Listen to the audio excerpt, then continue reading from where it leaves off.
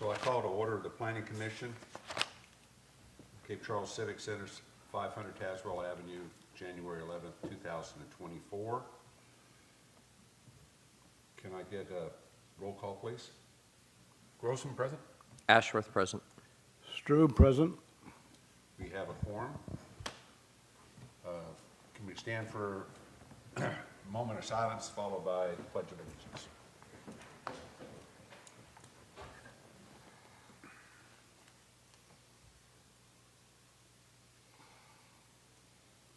Join me in the pledge. I pledge allegiance to the flag of the United States of America and to the republic for which it stands, one nation under God, indivisible, with liberty and justice for all. Item 3, the consent agenda.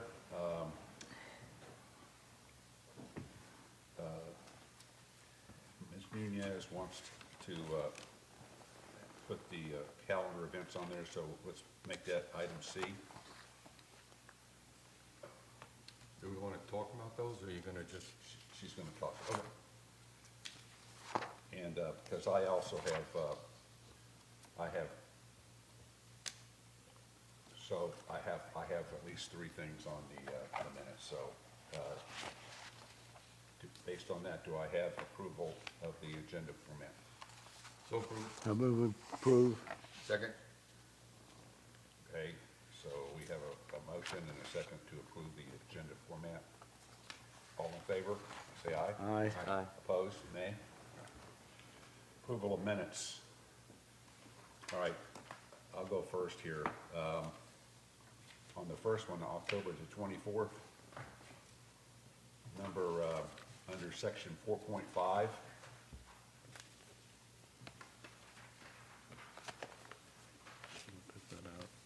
It says, off-street parking and loading standards, Commissioner Stram. Well, Commissioner Stram wasn't here, so it's somebody else. So I wasn't there, present at that, so. All right, and then I have, on the third set of minutes, November 20th, in the public hearing comments, the comments by Mark Pugh are cut off. It just ends without.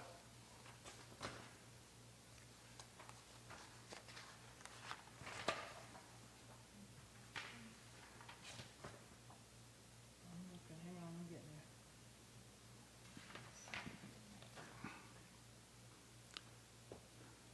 Did you see that? On page 3, It's, page 2, you gotta find it here. Yeah. It's, okay, so that's November 20th. On page 2 up above, public hearing comments there. Yeah,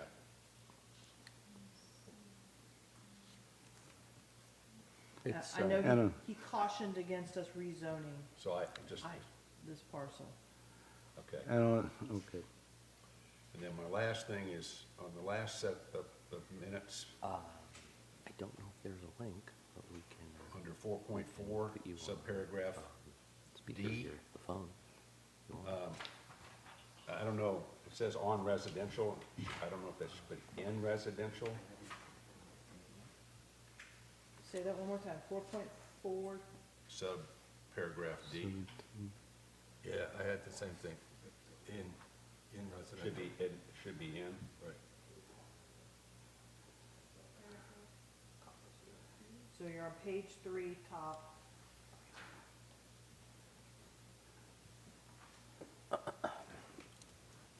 In the residential zoning district. Okay. And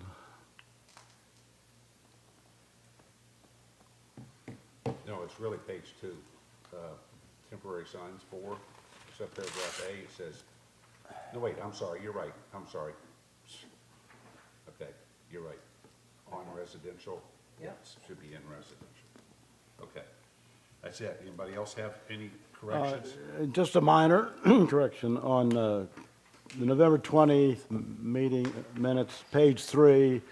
It's 17 in the packet. There's a reference to Commissioner Ashwork, Ashworth. Yeah. Right below Mr. Pugh's comments, says Commissioner Ashwork. Oh, we will fix that, sorry. Okay.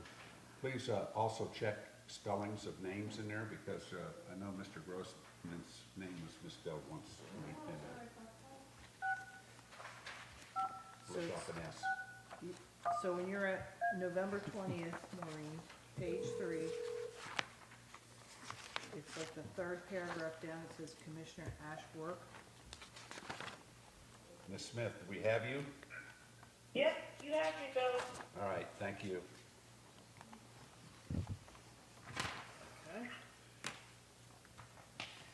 Any other corrections to the minutes? I had one, but I cannot find it. I should have wrote it down. Okay, no.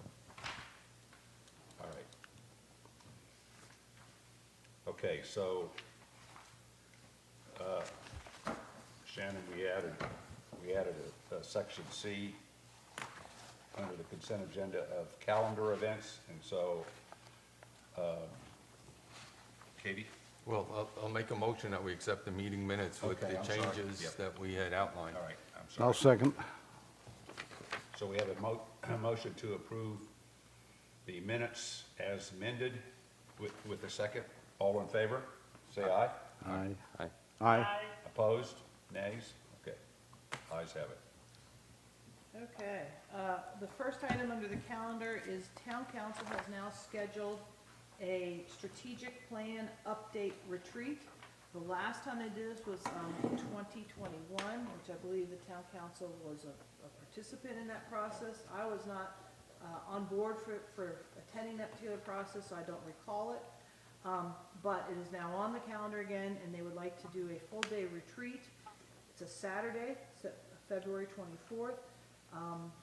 I don't have a start time. It'll be sometime, I'm presuming, around either 8 or 9, probably 9 would be a start time for this commencing, and would run probably till approximately 3 or 4 o'clock. I don't know if Julie has any further information on that.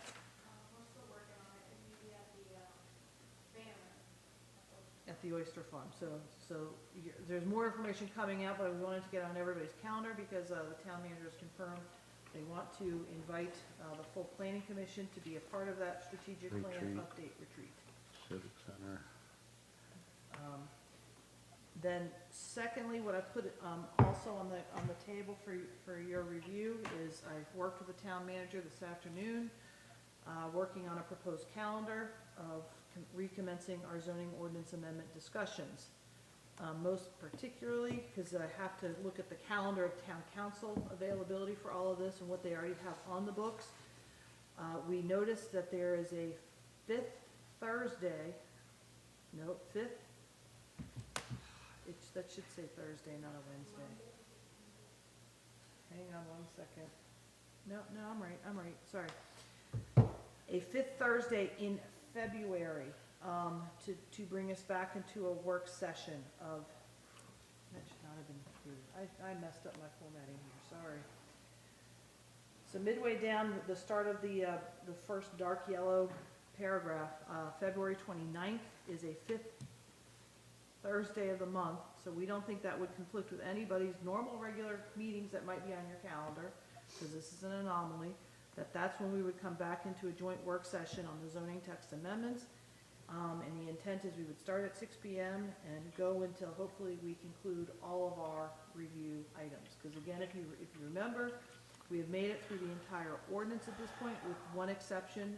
The only thing we have not gone through in an individual fashion are definitions. There are about 6 items that will be coming back to you with revised 6 p.m. concepts or amendment proposals from me. And I'll go through that list really quickly for you if you care to. But with that said, so we can agree to the February 29th work session. I've worked our way backwards. The first item really is letting you know if that is okay. We will release this agenda a full month in advance.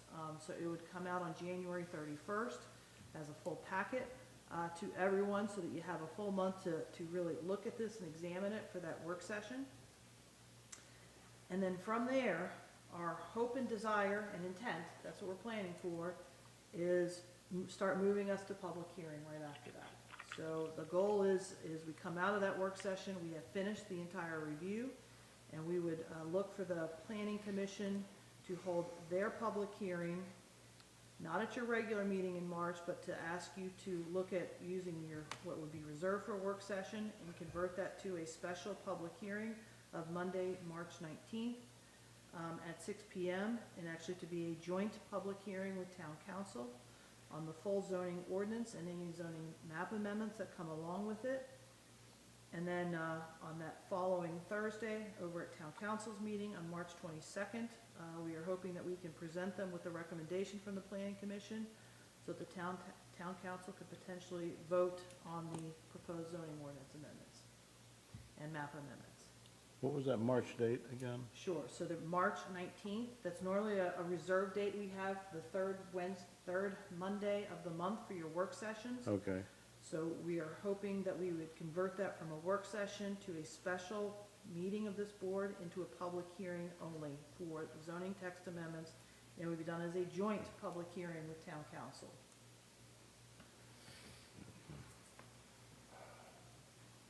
So I'm gonna stop. I know that was a lot of information I just threw at you. The stuff in the colors, with that one exception I goofed by including the joint work Joint session, are public all my hearing work advertising session. requirements, and that's really from an internal perspective, that we were getting that all budgeted in.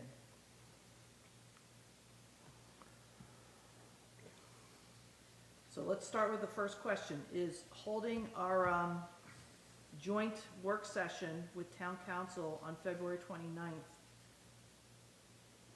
doable for the majority of this board?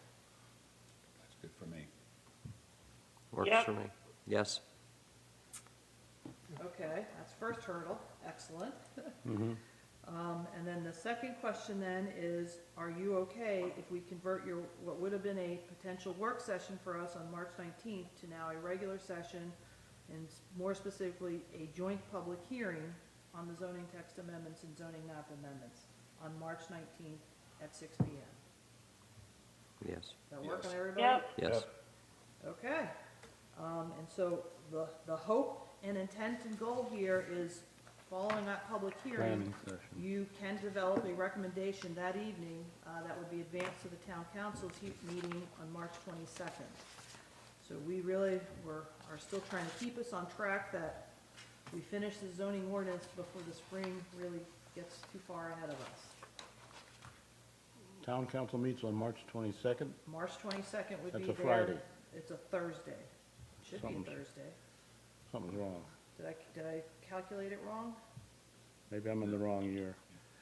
No, you were correct, Michael, I got the wrong one, it's March 21st, thank you. That's what I get for doing this so fast this evening. Wait a second. March 19th, how can the Thursday be? It's 3 days later. It's not, so it's 3 days later, so it's the, no, it should be Monday, March 18th. Okay, Oh, Lord, I'm a mess. And then Thursday, March 21st. Look at too many calendars. I didn't flip past February, I kept me Town all on council. February. Oh, so it's the okay, so it's the 18th. Monday, 6 March p.m. 18th, that's your third Wednesday. Thank you, Michael, for catching that. okay. And then the town council meeting is the third Thursday in Council. March, March 21st. Okay, Oh, man. Planning meeting. and you don't need to be there for the council meeting, that's of course for them to take their respective action on the proposed ordinance itself. Are there issues or Planning meeting. challenges? Well, I heard an old man. yeah, I have my, Planning that's our meeting. monthly, Main Street meeting, but I can, hopefully I can have the vice president handle that. We'll see. Okay. We always meet on the third Monday now.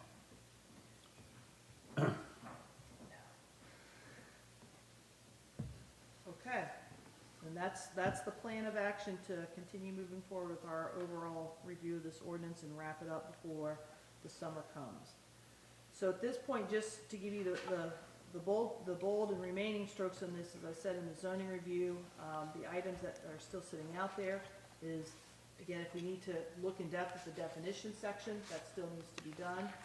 Again, keep in mind, we did a full review of the definitions relative to all things housing when we went through all the housing studies. So a big chunk of the definition section has already had some significant polishing. But in case you want to look at anything else, of course, the sign ordinance draft would be the number one thing we will tackle. So it'll be a joint discussion with town council once we finish hopefully tonight's work. I'm bringing back a combo district of all the industrial combined together in some form or fashion, a dark sky lighting provision, a consolidation and consistency review of the demolition policy between section 4.9 and Article 8, which is our historic district overlay section. I'm bringing you a section on wind turbines and solar panels. Also, a section adding in the sidewalk requirements relative to development standards in the residential district. And lastly, some ADA compliance language as it relates to residential in the R1 district. And I'm also going to throw in a little bit about housing requirements and the Fair Housing Act as well. So you're going to have some information on that. And that's all I've got for the big main issues that are coming back in. Everything else will be corrections that were noted during the course of our last few work sessions to the document itself, but these were new sections you've asked for some additional language on that I will have for you. I guess my only comment with all that stuff is the signs, I'm not sure we're gonna finish tonight. Then that may change things. I'm just offering up my opinion, given, you know, the comments that I think you're gonna hear as we go through. And what I'm afraid of is not being able to see a clean document once again to kind of sweep through. Right now, it's hard to look at even the section that we had made and the comments overlaid on, you know, what we're looking at tonight. No changes were incorporated in your document. No, I understand, which I appreciate, okay? We left it exactly as it But is. later on in the document, when we get to the tables, that has all been changed based on comments we've already made. Yes. So this is gonna be cumbersome tonight to really plod through, and You what still I'm will- afraid you of is we'll You still will slug be through it. taking up the sign ordinance in a joint work session with town council, and all of those changes then will be incorporated in that document. What I don't wanna do is bring it all back, though, and say, oh, okay, now we have these particular concerns about it, by just, I don't wanna say rushing through, Sure. but having enough time for us to make sure everything is in accordance with how we feel it should And be. if that's the case, Paul, there's nothing that precludes us from at the end of tonight's meeting saying, we need another work session. That's fine. of the planning That'd be commission. great. That'd be great. Okay. That's a good idea. So Jim, you're late? You'll get the minutes later? No, I'm kidding. The first item that town council has added a strategic plan update retreat session on February 24th, and they have invited the planning commission to attend and participate in that retreat session. It's a Saturday, it's meant to be an all-day event, we think approximately starting around 9 a.m. and running somewhere till 3 or so. We've now thrown out a proposed calendar of the zoning ordinance amendment process to bring it back on our calendar again. The most significant date is February 29th, would be the joint work session with town council. It's a Thursday. And because there are 5 Thursdays in February, it shouldn't conflict with anybody with an already booked calendar or meeting event, because it couldn't be possible unless you're on vacation. And then from there, assuming everything else works well, again, we would use our typical reserved work session dates. I would propose we convert that to a public hearing with town council, and that would be Monday. I wrote it wrong on the sheet, it should be Monday the 18th, Monday, March 18th, 2024 at 6 p.m., not Monday, March 19th. So that's near the bottom, second item from the bottom. Monday, March 18th, if you'd fix that on your thing. You need a pen? which in turn then fixes the town council meeting, so it reads Thursday, March 21st, not March 22nd, as it reads on the sheet. Okay, everybody okay with calendar issues? Then I'm done. All right, thank you. So moving along, number 4, public hearings, we have none. 5, citizen comment period for any item not subject to advertised public hearing. We have none, thank you. Item 6, unfinished business. We have none. Item 7, new business. A, review bylaws. 1, planning commission bylaws that were adopted October 5th, 2021.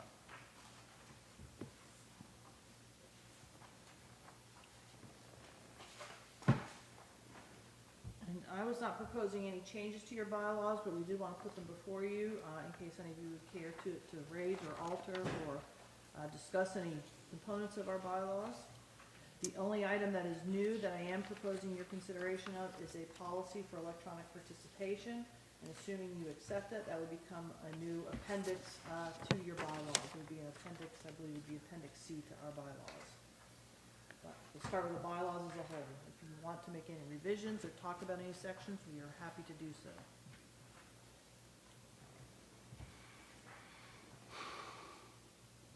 Mr. Chair, I had one on the, comment on the existing bylaws. We have duties of the offices, chairman, vice chair, and secretary.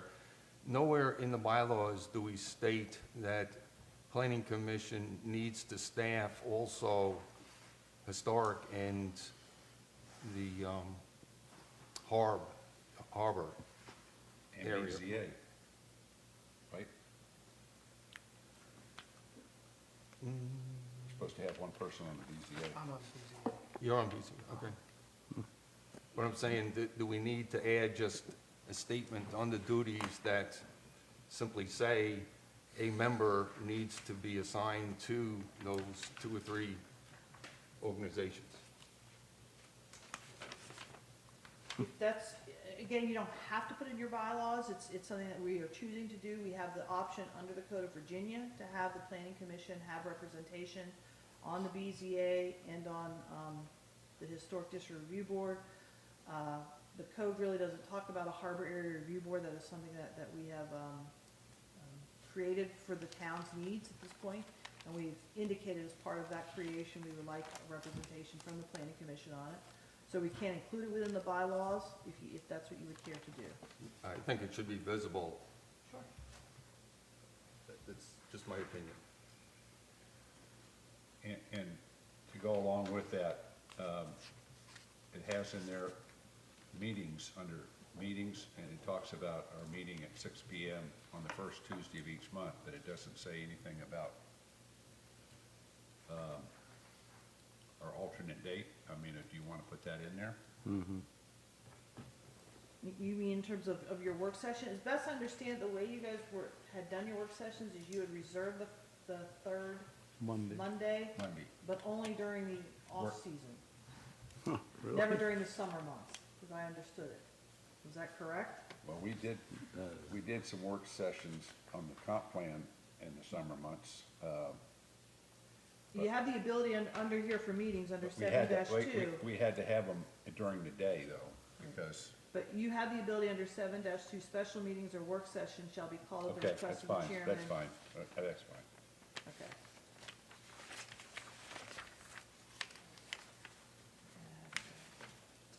So let me come back to, again, I didn't hear consensus on that we want to make a statement that we are to be providing people to Historic Harbor and BZA. And it may be under committees, Article 6 committees, and just, I'm not gonna put it under committees, I actually put it under, I may add a new clause after secretary, after your officers and their selections, it's just an other, yeah, that's fine. just so it's that's out fine. there front and center. Correct. Yeah, That's a good place for it. okay. And the only other thing just surprised me under electronic participation, the 2 meetings a year or 25% over the year. That only applies to personal matters. If you have a personal matter, I thought it would apply to all, but reading back the state code there, no, it's only for personal matters, which tells me if you're on vacation, you can call in, it's a personal matter, and as long as you don't do it more than the prescribed amounts, Correct, you're all set. correct. As long as you disclose where you're calling from. Right. Your location. Well, you have to say what your personal matter is, and it could be simply Yes. as, I'm on Yes, vacation. Yes. Okay, all right, I was just surprised that it didn't apply to the others as well. And, because I know this question came up recently, so just to throw it out so everybody's aware of this, all the COVID rules have been lifted at this point, none are still on the books, which is why we may have done this in the past, we were still utilizing the privileges that were extended through the COVID, privileges that were granted through the governor. Since those have now been repealed, it required us to adopt these policies, and yes, while the town council has adopted for themselves at this point, their adoption did not extend to all the other boards and committees that may be on the books. So I've been slowly working my way through, both to you, BZA just did it, the Historic Board has done this, and the Harbor Area Review Board has done this. The last board I have not called back into a meeting is the Wetlands Board. They're the last board that I staff out of my department that would need to adopt this. So we're trying to give everybody the same rights and rules across the chain.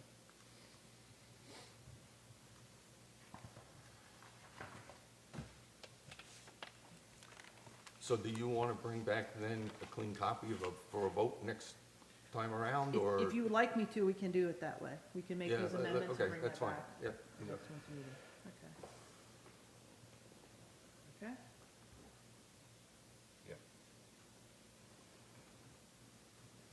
Okay, so is there any other discussion on the bylaws, or? Okay, so we will have at the next session, come back with a review of what was said here. All right. Yes. Number 8, report of officers and committees. A, sign subcommittee, continue with the review and discussion of proposed sign ordinance, section 5, prohibited signs, page 7.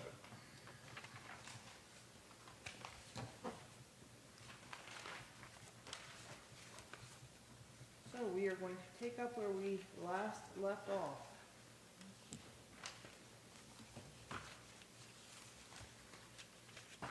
Everybody ready?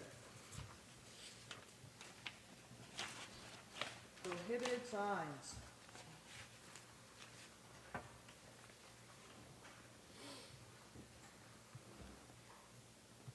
Everybody good with our general prohibitions of prohibited signs? I had a question on vehicle and trailer signs as to what that really meant. What we intend by that is somebody who paints the whole business sign and then parks that permanently somewhere, to serve as a sign on a bus, on a truck, on a vehicle. Okay, So if a person has a van, and it has all of his information on it, he's electric.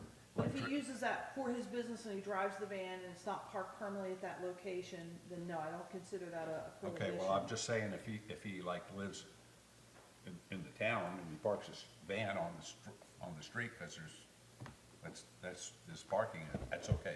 That would be okay, Alright. as long as it's not permanently parked Right. there 24/7, 365. Got it, all right. Yeah, and we tried to address this issue in the definition section of vehicle or trailer sign. If you look at the definition, Oh, it talks okay. about how, now it's pretty broad, it starts out pretty broadly because it covers any sign attached to or displayed to a vehicle.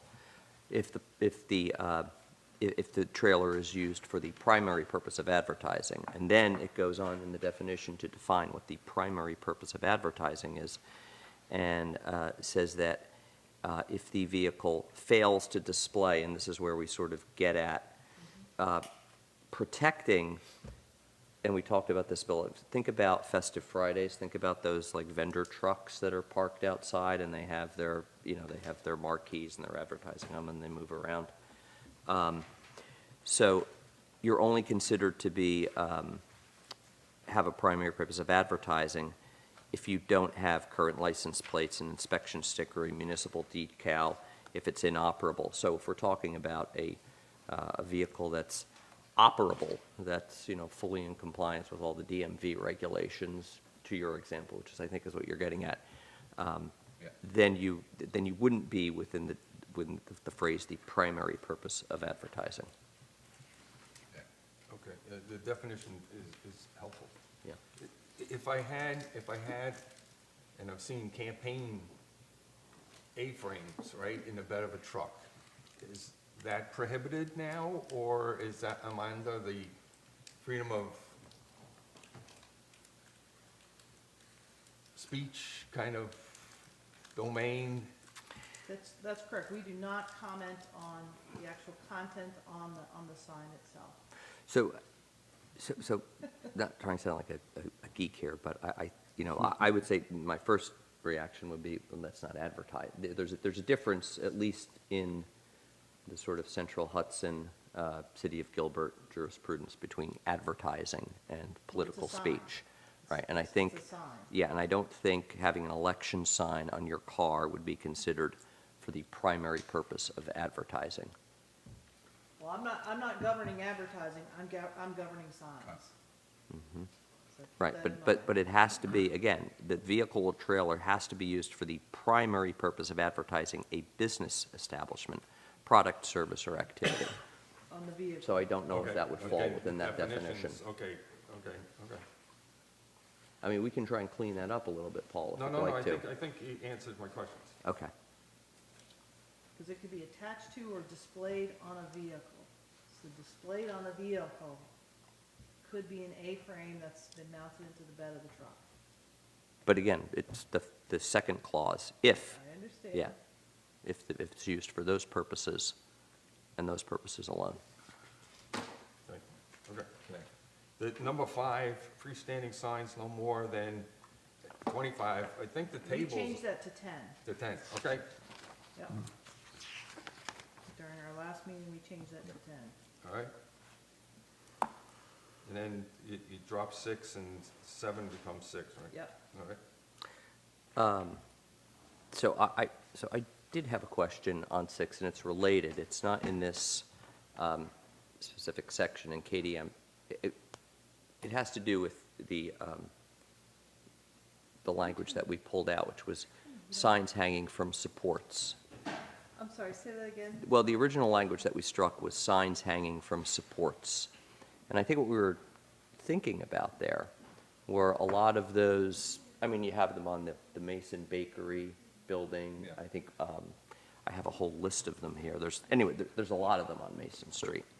I just think I think that falls under the definition of a freestanding, and, no, I'm sorry, not a freestanding sign. Bear with me here. I have it. But I think we need to put in another definition about what exactly I think those are called projecting signs. And we have a definition of a projecting sign in the definition section. But just make a note, Katie, when we get to this, I think we could clean up that definition a little bit, just to make it a little bit more accurate. So I'm sorry for jumping around, but I remember the language that we took out, and I just wanted to bring that to your attention. So on the definitions, you want to come back and address that? Yeah, I'm sorry. I just wanted to bring it up before I forgot. All right. So, sorry for getting off track there. That's supposed to be the last thing we look at Yep, anyway. yep. Yeah, okay, yeah, okay, so I'll stick to the script now. Sorry, we're trying to get a little heat in this building. It's gotten cold and we're not exactly sure why. So. Okay, I've made the note. We'll come back to this section. Revisit it, okay? Under prohibitions based on materials. Any questions, issues on 1 through 9? I'm going to make a little footnote here again for you, since we're on animated signs.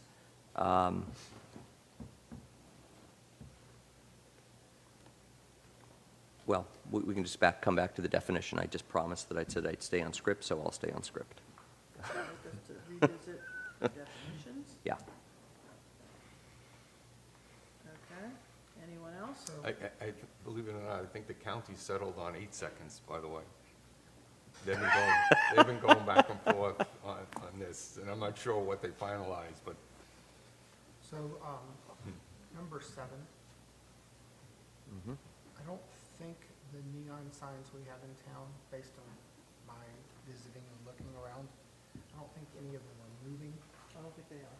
They're all static neons, so they are not prohibited, right? That's correct. Yeah, okay. And Katie, I know that at one of our initial our subcommittee meeting, we discussed bringing this issue back to the full planning commission about whether they should be allowed in some circumstances by right or through a conditional use permit. Is this something that the commission thinks needs to be discussed at this time? Or are we, I'll just assume we're good with the definition. Again, I just wanted to close the loop on that.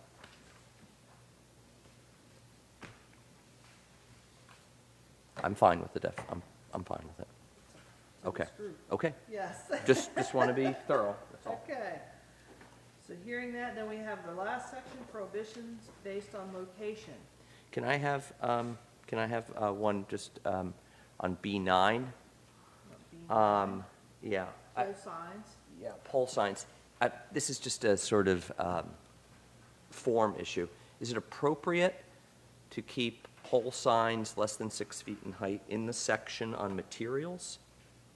Or should that just be moved to Section A, the general prohibition sign? The general prohibition section.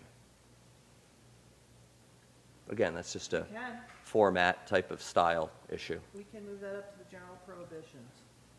Okay. And this is where it gets confusing, because we have tables later on that Yes. repeats all this stuff Yes. in table format. Well, and part of this is we want to talk about what's the formatting we want it to stay in. And so we've left it as best I can. I've tried to get to consistency across it, but it's challenging to say the least.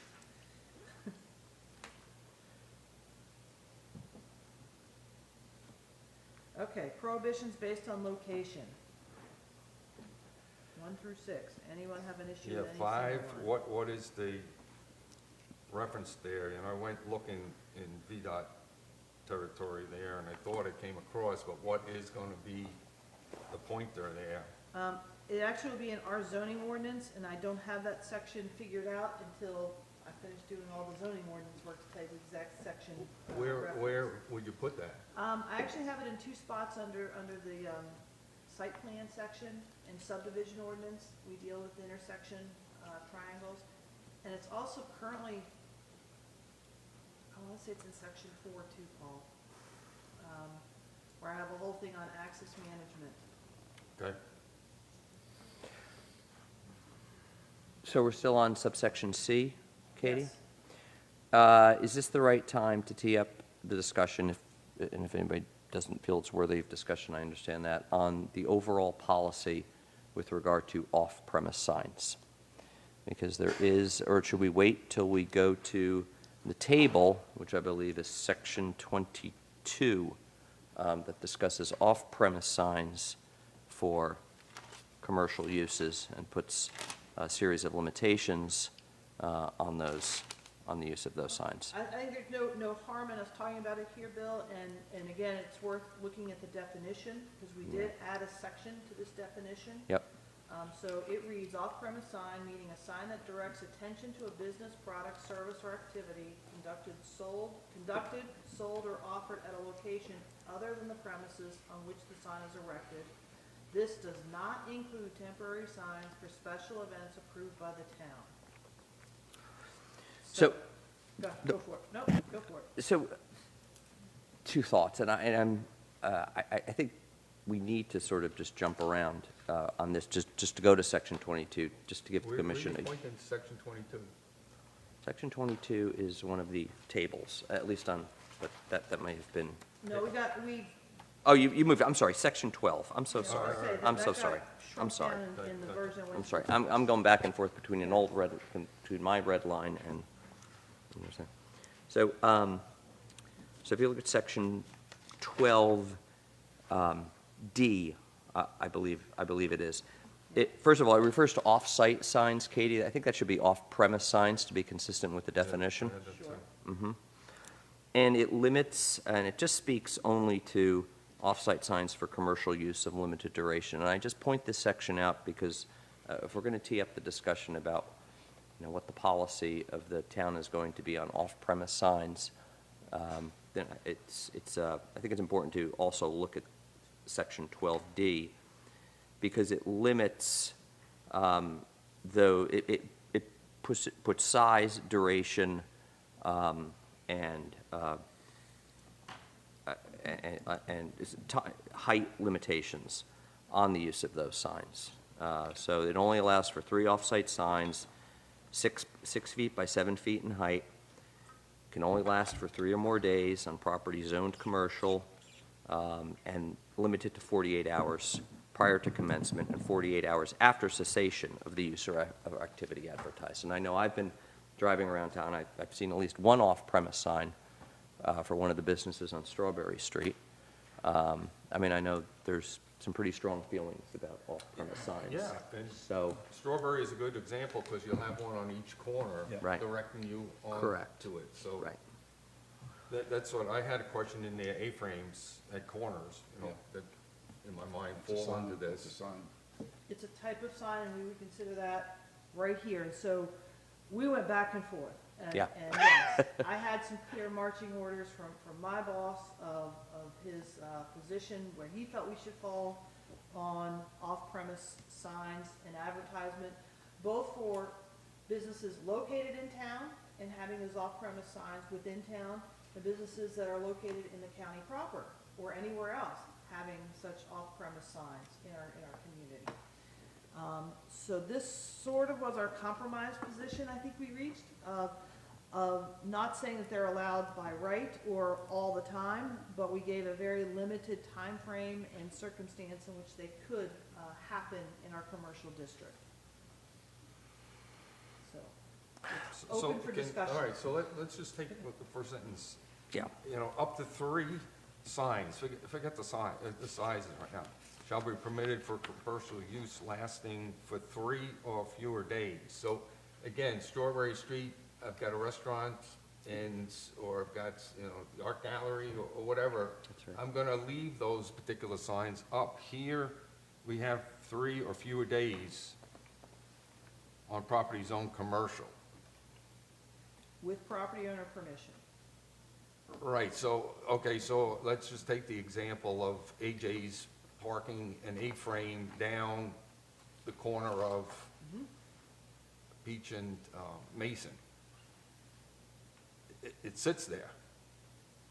And are we expecting them to take it down every 3 days and then, They would be a legal non-conforming sign if we adopt this ordinance with these changes. well, that's another question I have, but go ahead.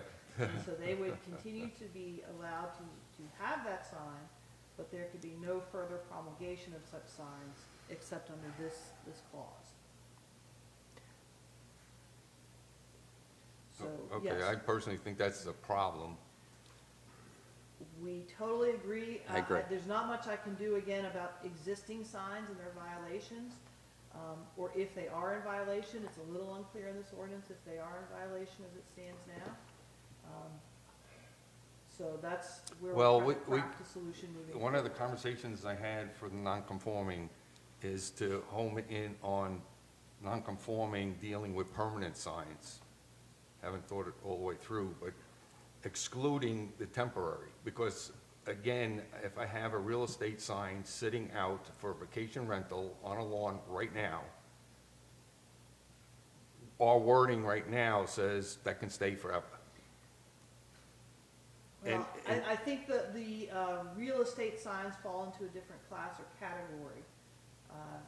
and it's twofold, and this is where it gets tricky. So if they're still advertising a home for sale or a home that has been sold, No, I'm not, those I'm not Those are worried fine. about for The sale. vacation rentals The are- vacation are- rentals is the one I'm concerned about. correct. And So, I'd like to come back when we get to the non-conforming and see if we can't exclude those and perhaps even A-frames, temporary. It is a catch-all for all.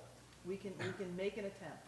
But, yeah, for this particular area, the 3 days and fewer, to me, is a problem.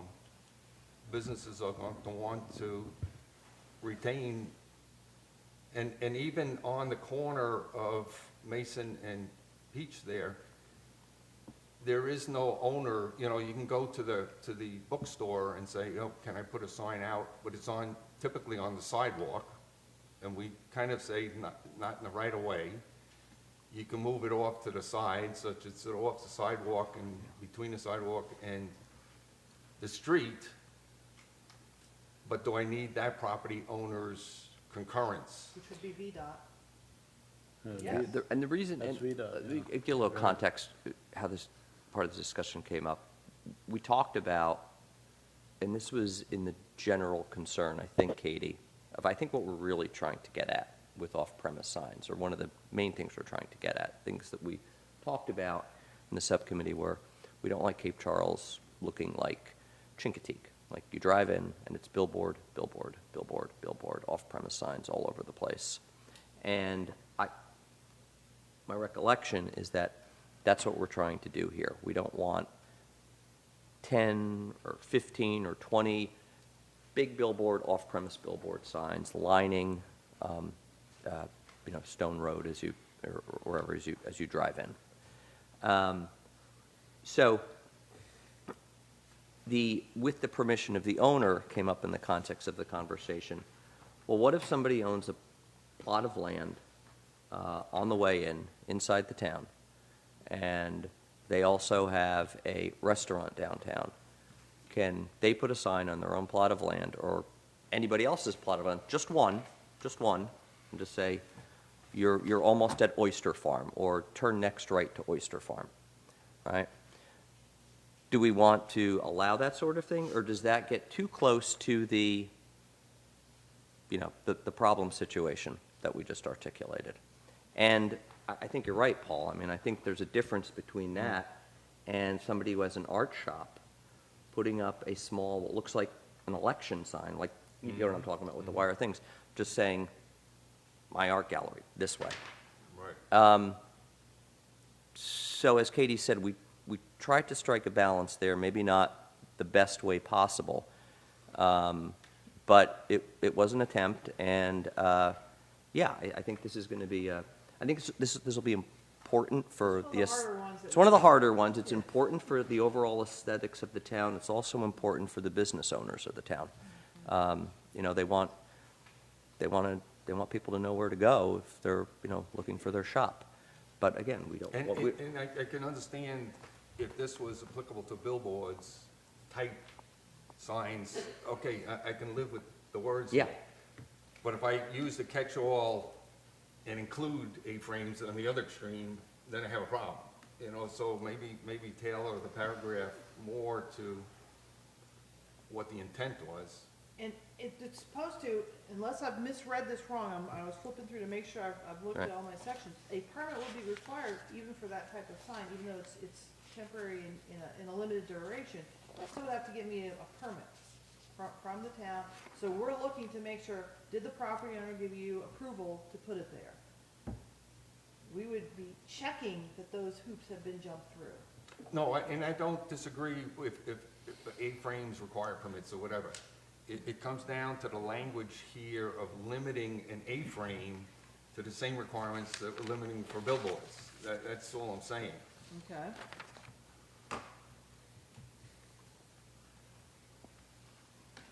So, yeah. I would consider, whether it's an A-frame or just something you're sticking into the ground as a smaller temporary sign, Right. or something more substantial. If your business isn't right there at that location, that's an off-premise No, sign. I understand what you're saying. And Yes. it's But not all off-premise signs are created equal, right? Correct, that's where I'm Right. coming from. I mean, Yeah, nor should they be. That's right, that's right. And, yeah, I mean, it's going to be, I mean, it's going to be up ultimately to the decision of town council and planning commission. But, I mean, you know, query if you want to require a permit for the small, the AJ A-frame sign, if you want to do that, okay, versus somebody who's putting up a permanent off-premise sign for, you know, for a business. And I think maybe that can be dealt with by some more careful drafting in the definitions. Well, even off-site, off-premise permanent signs would then differentiate between. Correct, yes. Off-site, right? Temporary signs. Temporary signs. That might be the way to skin the cat. So what off-premise permanent signs would this town find acceptable? I guess that's my question. Well, right now, based on this language, this is what would find acceptable coming down, let's say, Stone Road. So I think what Paul's saying is that on C1, off-premise permanent signs. I'm just, on D, on. Now you're in 12D. 12D, 12D. okay? Okay. I was That's where back in the prohibition You have section. the specifics relative to those signs, and if you wanted to say permanent and use these words, that may be more appropriate.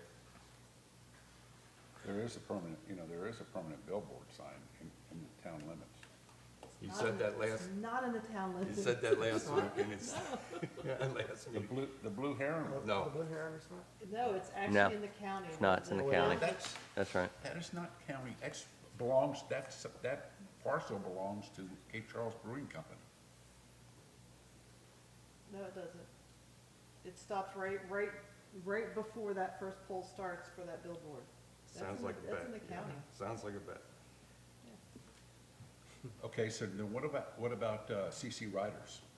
I had that on my That's list. actually on Canoni property, and that's not in the town either. Wait I a don't second, think it the is. town property Where's the goes CC all on the. CC Rider Rental, yeah, it's right across it's from the golf repair shop. It's where they, No, it's right No, next- no, it's actually out on So, Stone Road. so we don't have a, I didn't bring it. CC down. Rider Near where Rentals, the yeah. rails so, used to be. so I so have one the in my property, the town property line on the south side of Stone Road goes all the way up to Cassette Parkway. Am I wrong? My car's parked right in the corner, open the back, and I've got a zoning map that's tucked in I the think you're trunk of right. my car. I'm right on It's that. gonna be dark, so. I am absolutely right on that. Oh, yeah. The town property line on the south side of Stone Road goes all the way up to Cassette Parkway. There is a CC Rider Rental right next to Dead Rise. They have a No, I shack, know right? that, but Yeah, they okay. have a sign out in the middle of a field, okay? And you may be right, it could be on Canoni property, probably is, because of the right of way for that. They got a lease with Canoni I to think do it's so. in what used to be the right-of-way of the rail yard, of the rails Well, of that's what the it's- Canoni that's right, property. Yeah. But the other one is that big sign that's right where they used to have pick the rail thing, and then they go down there and pick in coal. That's right, that sign is right before that, which that piece of property is owned by Cape Charles So Brewing let's Company. pick something new. So what if somebody reached agreement, say at the old Meatland Marketplace, and said they would put a quasi billboard sign at the edge of the Meatland Marketplace building, parking lot, for a business that's all the way down by the harbor? Would you be okay with that? Well, this, Of what size? Of whatever size we allow in Well, here. our size is pretty limited here. So- We're talking 6 square 6 by feet. 7 No, 6 square feet feet. and 7 7 feet high, yeah. You know, that's pretty minimal. Part of what we cannot lose sight of is signage one of the primary things should be direction finding, Wayfinding, For sure. or wayfinding. you know? For and- sure. and we- And we- you know what? We can't get away from that. Granted, businesses, but if some of those are saying, for instance, go 2 blocks and turn left for this establishment, that to me is wayfinding, not necessarily advertising. So, Yeah, But okay. then if no, they're- truly, I beg to differ on that. And I'll just extrapolate a little bit further. So what if they also then, because this then gets into content, we don't regulate content of what's on their sign. So what if they then started to say, open Sundays from this time to this time, Mondays through Friday, this time to this time? Or then they say Valentine's special as well. I don't, but I do not regulate the content of anybody's sign past that. If they can meet the sign size and location requirements and types of signs, you can say what you want on your sign. Well, and just to be clear, Yep. right, just to be clear, the Austin decision dealt with off-premise signs, and that specific issue came up, Jim. The fact that it was directional, does that mean it's not content neutral?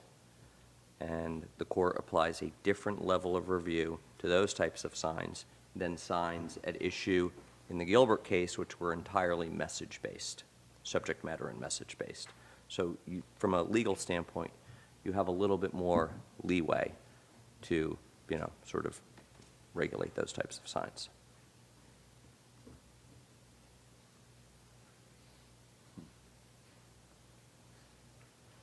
So getting back to your example, which I thought was good, Meatland having a permanent sign for a business downtown. Yep.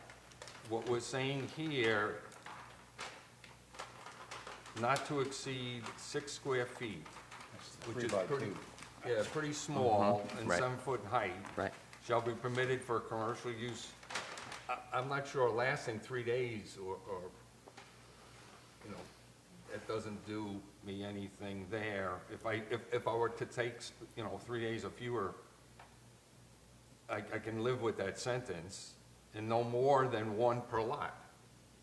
So I can't all of a sudden create on Meatland, 4 signs for businesses downtown. And the signs are gonna be, So- Another one is a brand new, and it's a brand new sign too, is, the Yacht Center. Right. That thing is huge. Where is it? It's right there by the wastewater plant. Well, it's not brand new, Well, unless they they've updated repainted it. it. They repainted it. I The was gonna same, say, that- same size. That's a huge sign. Yeah. That thing's probably, I don't know, 80 square feet. Yeah, it is a huge sign. That's been there since, I when, know. when they were And they were, trying to market the industrial park. Yes. So Paul, I just want to make sure I understand, this 3 or fewer days. So does that mean that AJ's and Localish would only be permitted a temporary sign 3 days out of the year? no, But I here's- am A-frame? saying Where the D brewery should be. is all this. Yeah. Oh, they don't own all of it, but yes, but it keeps on going this way. Other people own down.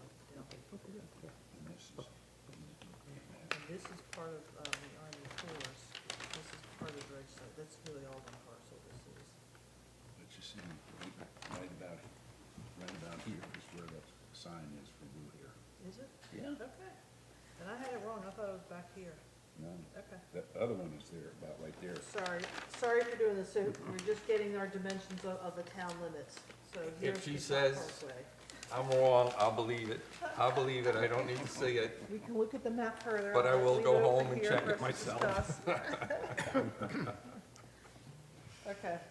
Well, Anybody else want to chime in? I know, I don't mean Paul, myself, and Bill have been Well, dominating this, so do we want to hear from anyone else?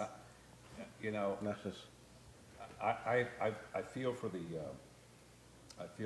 the, businesses. I mean, Strawberry Street, the lighting there is poor, for evenings. And I know they put their sandwich boards out there every day. up there on the corner of Strawberry and Mason. But there's also a pole there that has, it tells you that drizzle's down there, but who looks up at the pole, you know? So, when you have a sandwich board right there, it shows you that, so. Then we have, the Oyster Farm has their stick-in sign right there on town property, or maybe it's right away still. I think it's town property, On the corner of Fig and Randolph. Fig and Stone, yeah. All right, so let me propose, and then we can go. Going back to page 8, where we talk prohibitions, I would strike this altogether, item 1, because our requirements will fall back in sections 11 and 12. Okay, so let me just follow through with the thought process. Off-site signs, item 1 comes out. When we get to where we talk in 13, page 13D, I would say permanent off-site premise signs for commercial use, and leave that paragraph for that. Where it's limited to permanent, we can come back and talk temporary A-frames and all that separately in the tables. But if we're talking the billboard type of, you know, we're limiting a 6 square foot, 7 foot height, shall be permitted on commercial, strike out the 4 3 days or fewer with the property owner's permission, and then it goes on, no more than 1 permanently permitted, you know, take temporary out, permanently permitted sign shall be displayed per lot. And then strike display of signs on, strike the Correct, last sentence. Correct, that's Right, correct. Right. So this would allow permanent off-site signs, 1 per lot, with a yet-to-be-determined size dimension.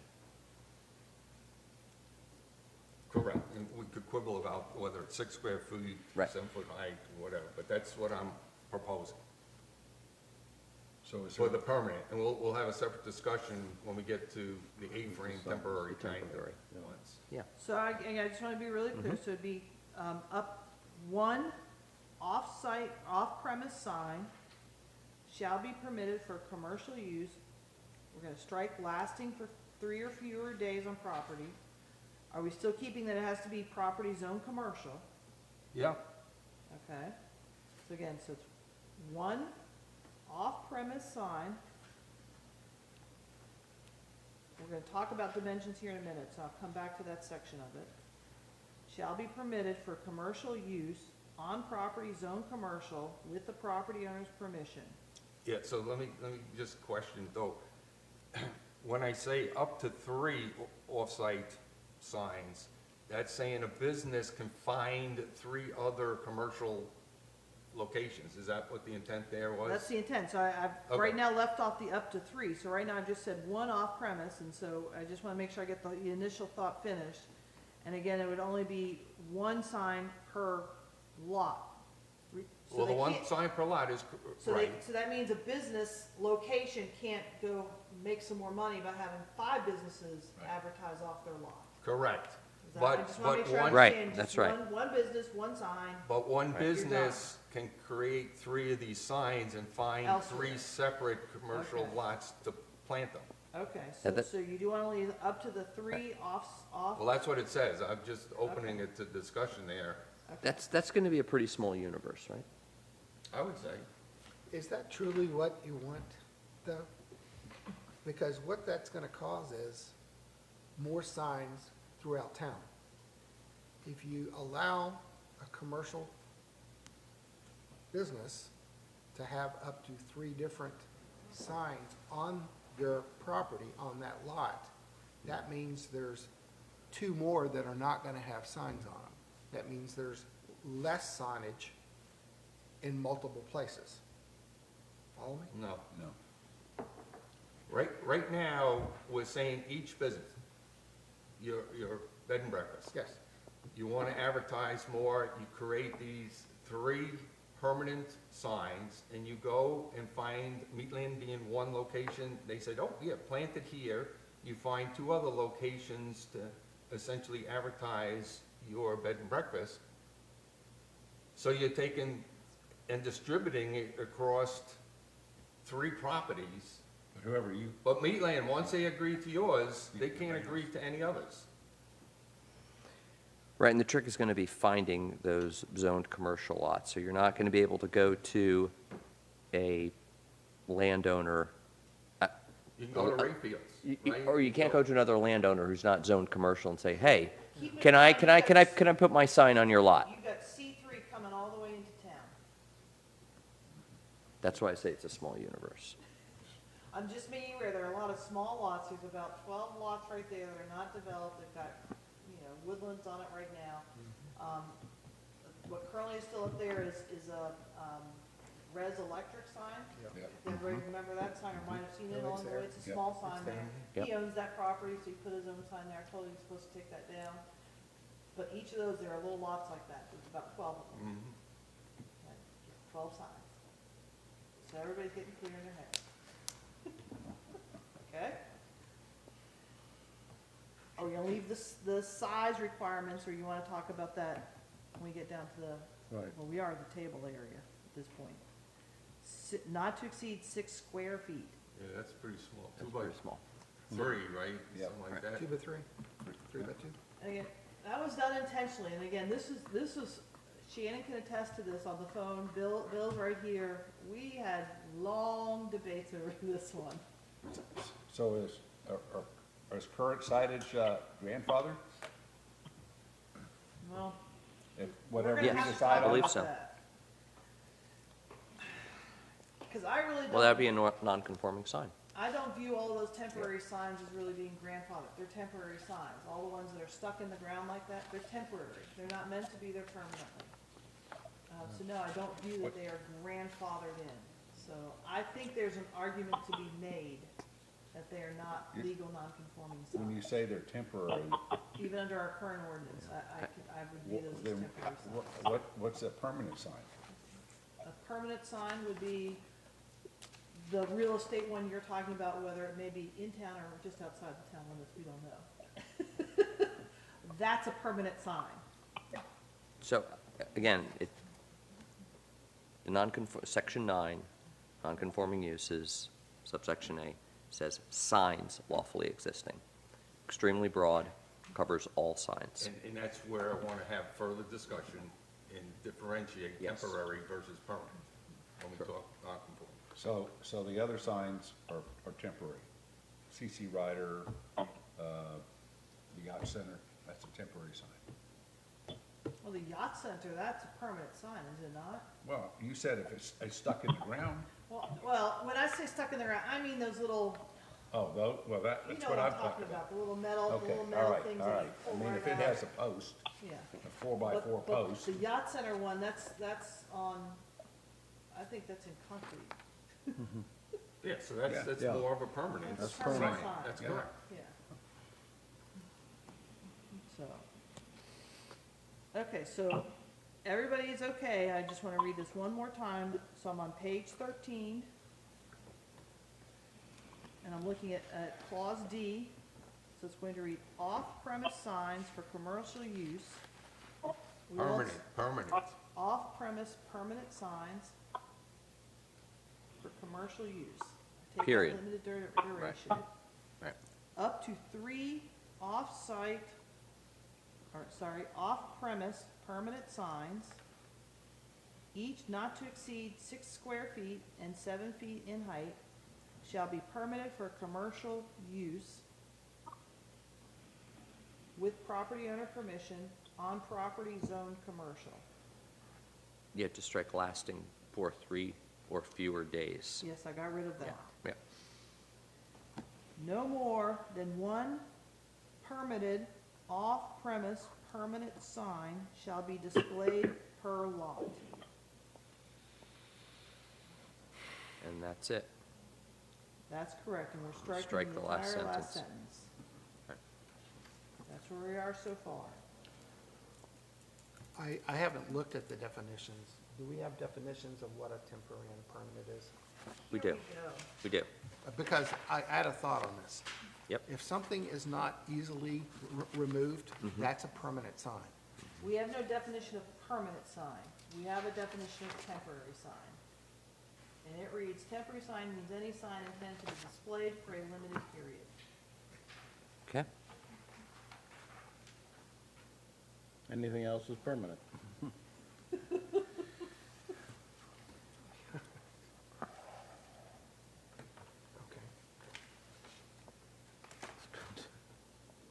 And we have a separate one, the definition for A-frame, We do.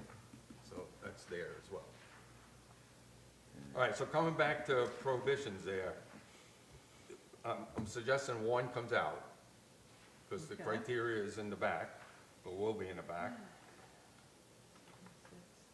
I'm also suggesting number 6 come out because the criteria is found in the back.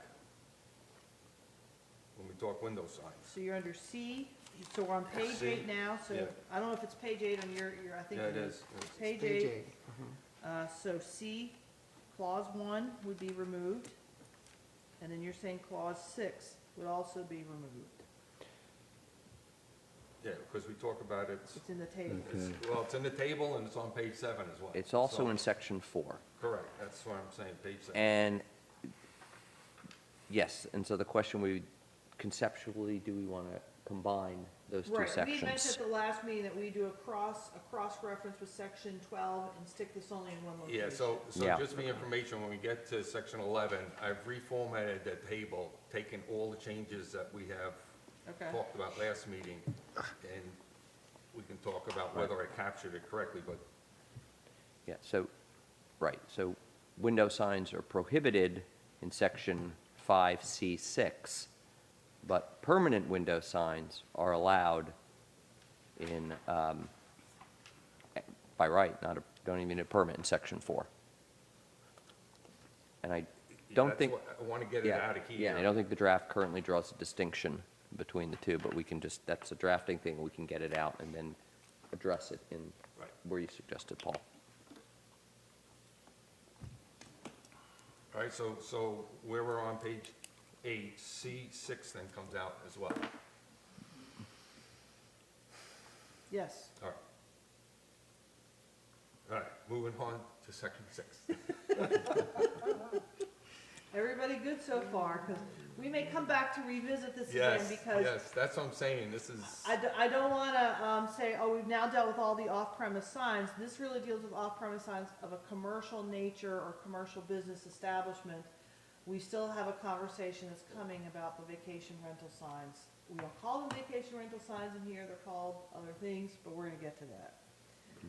Okay, section 6, measurement of sign area and height. so on A, the last line, in accordance with preceding provisions, I think it needs to be succeeding provisions. That's fine?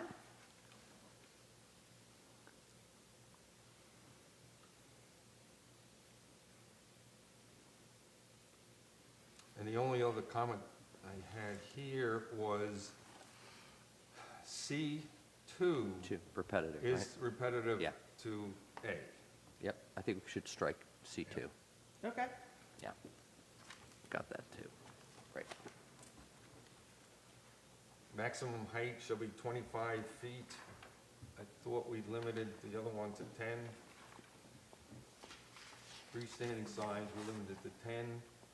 I believe that's right. I thought we did too. We did. We can change that. Now, a flag can be 25 feet. But that's not a sign. It's listed in our tables. I understand, It but is. flags are flags, they're different, they have different meanings under All the right, so D should be definitions. 10? 10 D- feet? D should be 10, Yep. yes. All right. 7, we get to the building code. Yes.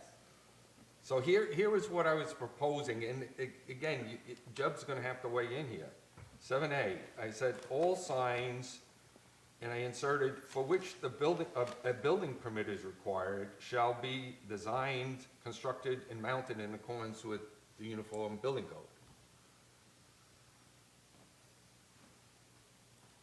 Because right now, we just say all signs have to be, and that's not the case. All signs are not built to the Uniform Building Code. If a building permit is required, Jeb is gonna have to then get involved with approvals. And as it stands right now, he's taken the position, no building permit is required for signs. Okay, well, you're gonna have to take that up I with know that. town manager and him. I think there are some issues, especially as you get to some of our signs that we need to ensure for mounting purposes, for safety, security, wind issues. Yeah, and I'll just say, I went to the Uniform Building Code, they have an appendix that deal with signs. It's not very elaborate, but they have something on signs. So there is something there that you can point to. Is that Appendix H or something? Yes. You told it to me one time? Yes, Appendix H. Okay. Okay, Under C, we talk about ones that immediate, yeah, what I think C should become part of E when we talk about sign condition, safety, and whatever. We have a 1, a 2, and this C should become a 3 under that section. I'm sorry, say Okay. that again? What? Okay. Section 7C is the code official able to take things immediately down. And I'd say all that's true. That paragraph, to me, belongs under E, item 3. When we talk about okay. Yeah. safety hazards Okay. and what have It's you. just like moving the pole to I the got it. general prohibition. So just Yeah, move this to C and Right. become 3. Right. correct. Move to C, section 7, C. New 3 under there. Okay. And then under that particular E title, which will now be changed. Which would be but D. Abandonment is not discussed anywhere in 1, 2, and now 3. So should abandonment come out of that title? I thought we did, Where are you? I thought we did talk about under that E. somewhere. Right. Page 10, E. We talk nuisance, we talk safety hazard. Well, we talked D, where it says has ceased operating, if the business has ceased operating, within 60 days of cessation of use or business operation, replace the sign with a blank face. We do talk about the sales for about, I mean, I think we If were the trying to get business at is vacant. abandonment there. Yeah, but this is on the sign condition.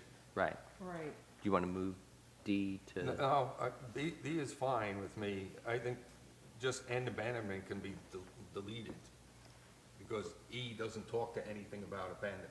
Okay. Oh, yes, That's all yes, I'm saying. okay, I'm sorry. Got it. Yeah, okay, sure. And then under E2, city, county, town needs to be filled in with town. Oh, I thought I grabbed all those. Got it?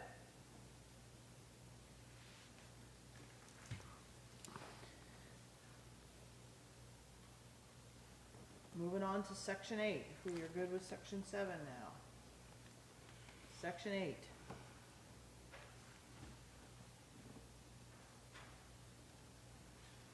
Section 8B1, second sentence says shingle signs. Should that be single?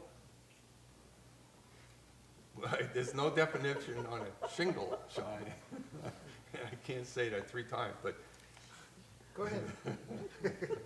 and it's the last I'm gonna say it. It probably should have read single size.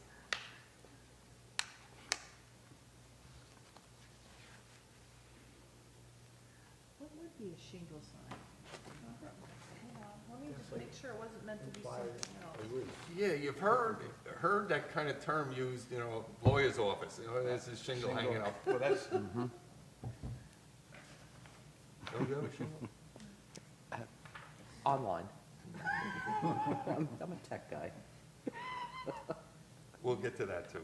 No, there is nothing that relates to a shingle sign in my normal mass definition of planning terms. Okay. So we're gonna change that. I don't even know if I need single then. Yeah, I'd take it out too. That's right, just take it out. Rayfields will give you a shot for it.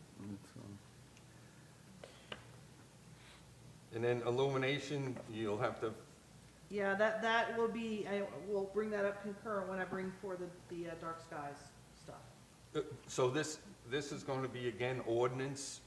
Oh, this is. Reference? Oh, yes. Okay, Oh, okay. yes.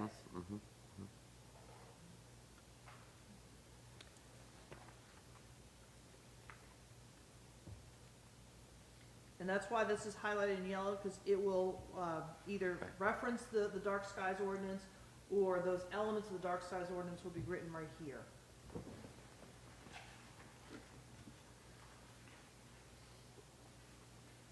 And under the term there, full cutoff, if you go to the illumination standard or whatever, I'd put that in quotes, full cutoff, and remove the hyphen between.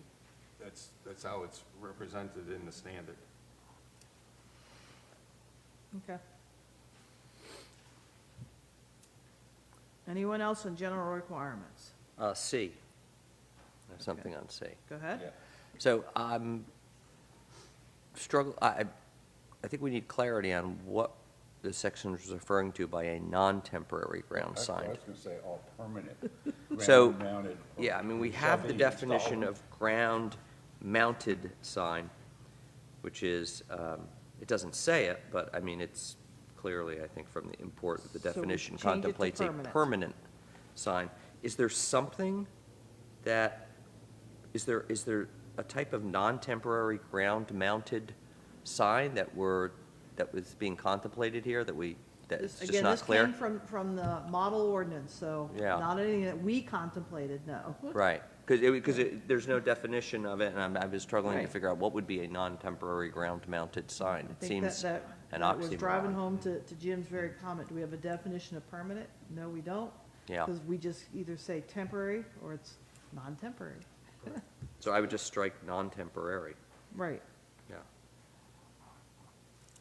Did you say you were gonna put permanent in there? I can put in permanent so it's clear, so that the temporary signs, we have no expectation you put landscaping around a temporary sign.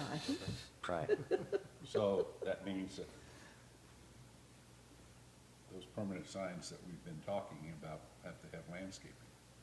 No, because they are. One of them does. They would be legal non-conforming signs, they do not have to That's right, come okay, forward to all the right, requirements all of right, this gotcha. ordinance. Okay, now here we come, Paul, non-conforming signs, section 9.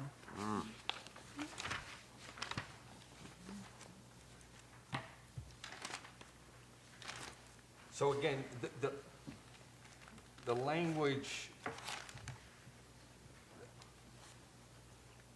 that I looked here, the second part of this first paragraph A,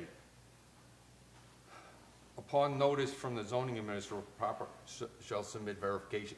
I don't know if all that language is needed. What this implies is that we're going to be issuing letters across the board to everybody in town to get them to confirm they're non-conforming. And I don't think that's the intent here. The intent is to allow you to send a letter if there's some argument that comes up on a particular sign. But the language here just leads me to feel public is gonna go, oh, okay, I'm gonna start now having to get paperwork on where my signs have been, and Yeah, and you always have the power to do this, and I'm not sure it needs to be written in here. I think it's worth having something in here, if you don't like the exact way this is written, I think it's worthwhile to have it in here so that people understand. How would we address what is non-conforming? Is there a table? Is there a list that we're gonna create? Nope, there isn't. I'm not gonna go around the day before this ordinance gets adopted and go take pictures of every sign, no. It will be up to the property Yeah, owner to make that that's fine. claim, and part of making that claim is you would have to provide sufficient evidence showing that this was in existence prior to the date we adopted this ordinance. So the phrase upon notice from the zoning administrator kind of leads me to, are you gonna blanket this across all the town in order to create a table and know what's not No, conforming. but it really is, if you should receive a notice from me, and I'm saying, I think this sign is in violation to our sign ordinance, because I don't think it's a legal non-conforming sign, and you guys put it up without a permit, you did whatever, blah, blah, blah, and then somebody makes the argument back to me, you're wrong, and here's why I think you're wrong. We're saying, okay, you're required to back that up. With what? They gotta submit evidence showing me this was in existence prior to the change of this ordinance. Such as what That's up to them. evidence? So if they can But provide that's- me documented pictures that have the dates embedded in it, or an article, or anything that may have a date-driven, content to it, would help prove their legal non-conforming status. I require that across the board in the zoning ordinance on any structure, use, or building today. It's no different than the requirements that I would make you do on how property is being used, and whether that was in conformance with this ordinance today or prior to any amendments to said ordinance. I agree with Paul. I think there's going to be a backlash if we go to every single business owner in But I'm this- not, that doesn't say I'm going to every single business owner. I'm not saying you would, but sort of, I think, just principles of equity and fairness dictate that we would have to go to, somebody would have to go to every single business owner and say, hey, I want you to let you know, we're updating our sign ordinance. You may or may not have a non-conforming sign. If if you have a sign right now that's within the code, that's fine. But just let us know, but just let you know, somewhere down the line, if any zoning administrator, 5 years, 10 years, 20 years from now, not you, Katie, I mean, I'm talking about somebody in the future, comes and says, I don't think your sign is non-conforming, I think it needs to come down, you're going to need to offer proof and evidence to the town that it was conforming And guess what? at We the have date, done the time. that. We will be providing that public notice to every property owner through a public hearing requirement by law, by statute. I understand that. That's what we are I required to understand, we've given them notice that. I'm talking about, that's fine, but is there going to be public backlash from that? Are property owners going to, are they going to be caught off guard? Of course, you can make the argument, you had public notice, you had the chance to show up, you had the chance to testify, and I get all that. This requirement is no different than the requirement of a building itself. Forget your sign, your building itself, and how that building is being used, and the size and dimensions of that building. Those are all requirements in the ordinance today if it moves to a non-conforming potential. So if I was a business owner, what steps would I have to take now? A business owner in the know, because either I'm on the planning commission or I speak regularly with somebody on the planning commission. What steps would I have to take today to make sure that in 15 years from now, the zoning administrator comes to me and says, prove it's non-conforming? What would I have to do? Take a picture of your sign You would have with the pictures. date on it. Yeah. So you're telling me you have no pictures of your establishment, you did no marketing materials of your establishment showing your signs that you sent out to this mass mailing list, or it went into this publication, or whatever it might have been? Or, Okay, granted, signs don't Okay. get that way, but part of the way that buildings do it is they can provide me their tax records and their tax assessment, and showing me square footage, and how it's classified over there. okay, Under the tax records, that's another way for buildings itself I and see. uses. Yes. I say. Those are all things that would qualify. I think the language of that, and it's semantics here, but it's how it plays out on the public. Upon notice from the zoning administrator, I would say, if a notice from the zoning administrator is issued, We could do that. that's a Listen, we very can- specific, We can you know. tweak that. Okay. If notice from the zoning administrator. If a notice from the zoning administrator is issued, Is issued. and the rest flows. Got it. That's fine. I just didn't want to strike it in total, that's all. So now, let's just talk about temporary versus permanent, okay?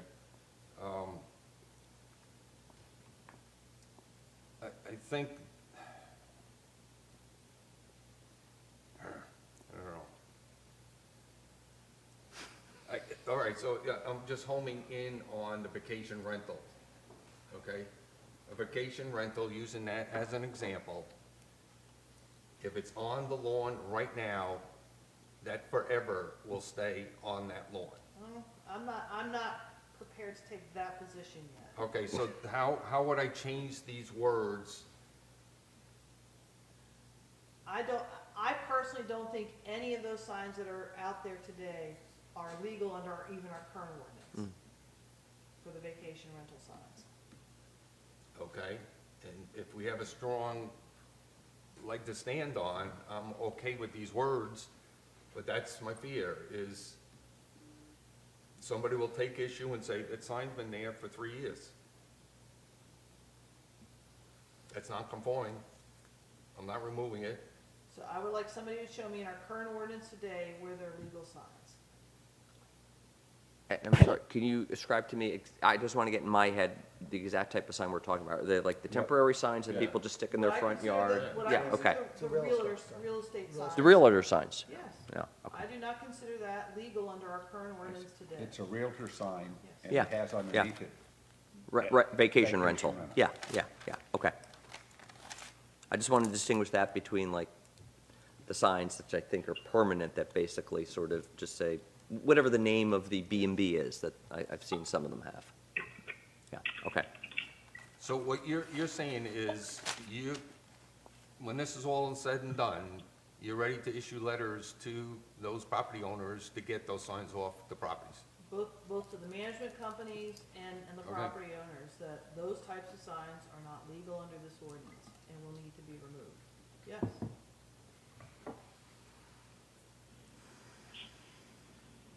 Guys, I'm sorry, I have to drop off. Okay. Okay, thank you, thanks, Shannon. Thanks, Shannon. Thanks. So to make those signs legal, it would require a permanent sign in front of that establishment then, right? Yeah. No, not Well- on, No? not on a residence. They're in residential districts. Oh, You that's go right. to the residential table and you'll see. We don't have that. You'll have the ability for 30 days and up to 90 days within 360-day period. Right. So somebody could play the game, I'm gonna leave it, 30 days, and I'm gonna take it up and put it back to 30 days and 30 days and Right. leave it for the summer. But that sign then gets removed. That's what we have in the tables later on that we'll talk about. That's right. So what if it's not a yard sign, but it's something attached to the property?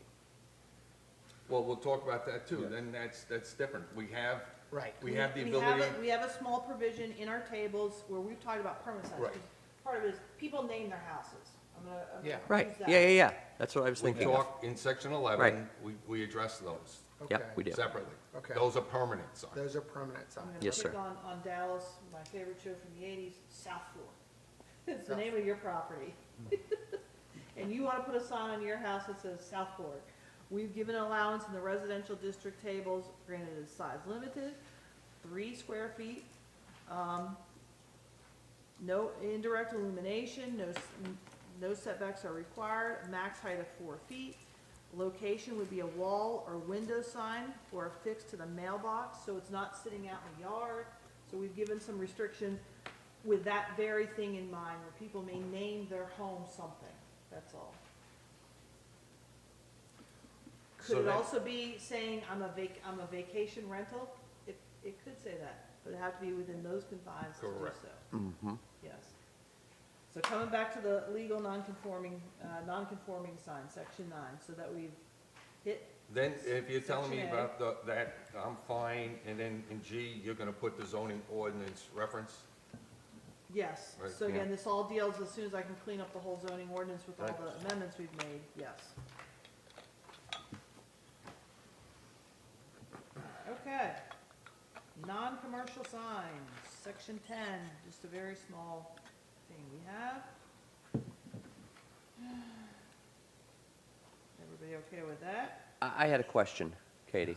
So there was an original subsection B in this section regarding off-premise signs for non-commercial use. And we struck that. It had sort of some different dimensions, but and different time limitations, do we want to think about including language back in that deals with, and maybe we could do this in section 12, that deals with those off-site permanent signs that are of non-commercial use? This would allow a substitution for non-commercial content to occur on those types of signs.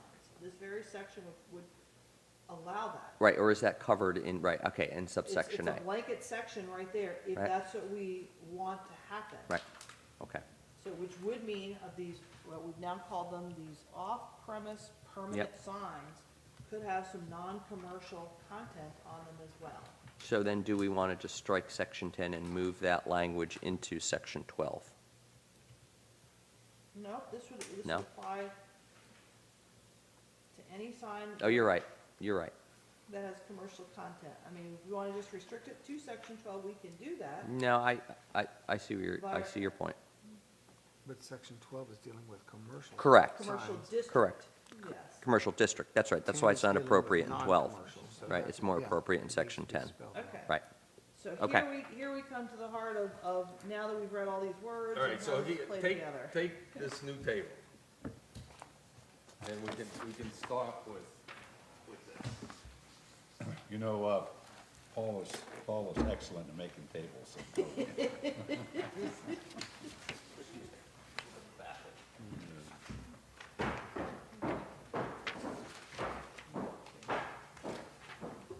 you have to have a special meeting? My table in section 11 was all scribbled, so I said, let me just wait till Bill gets back. So.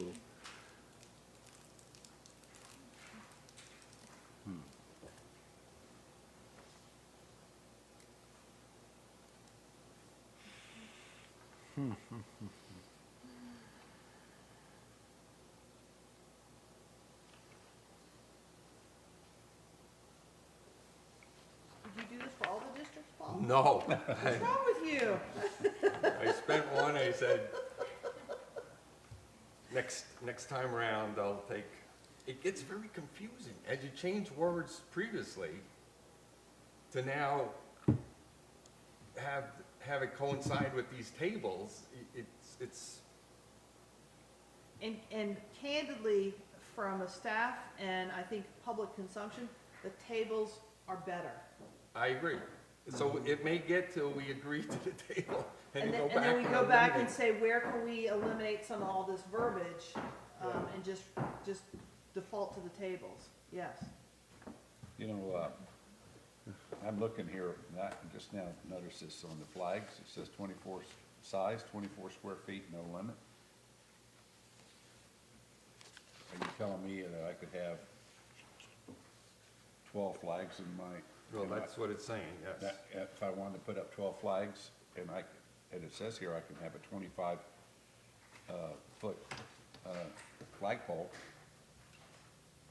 so I can have 12 flagpoles in my, If you want to be the UN of Cape Charles, you absolutely could do that.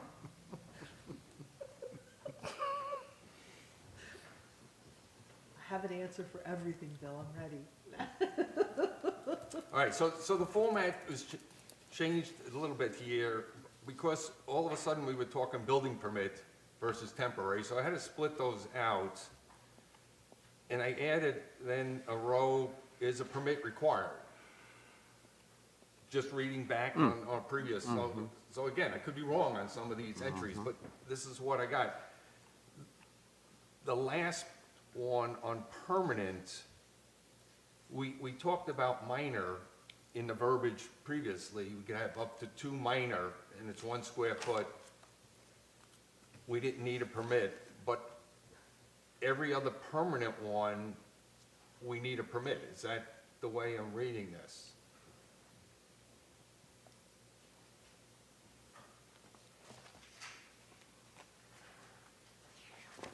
Because we're very specific when we say no, none are required for flags, temporary, no, and now in the permanent section, we did talk about 2 maximum too minor, didn't require a permit. So your house could have a sign of, you know, Seashell Cottage, or whatever. Yep. That's your permanent, and you didn't need a permit for that. But if I had a 3 square foot permanent,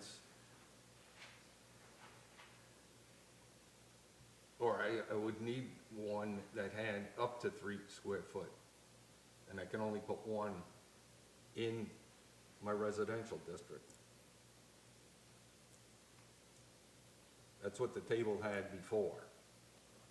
That's correct. I had to go back to section 4, where that's the permit not required section, and it does say, what we agreed to is on residential zoning district, one temporary sign with a total area of no more than 12 square feet, Right. and which are removed within 90 days after being erected. Is that what you're referencing, Paul? I just want to make No, sure. I'm looking at the very last column in my table, when we talk permanent.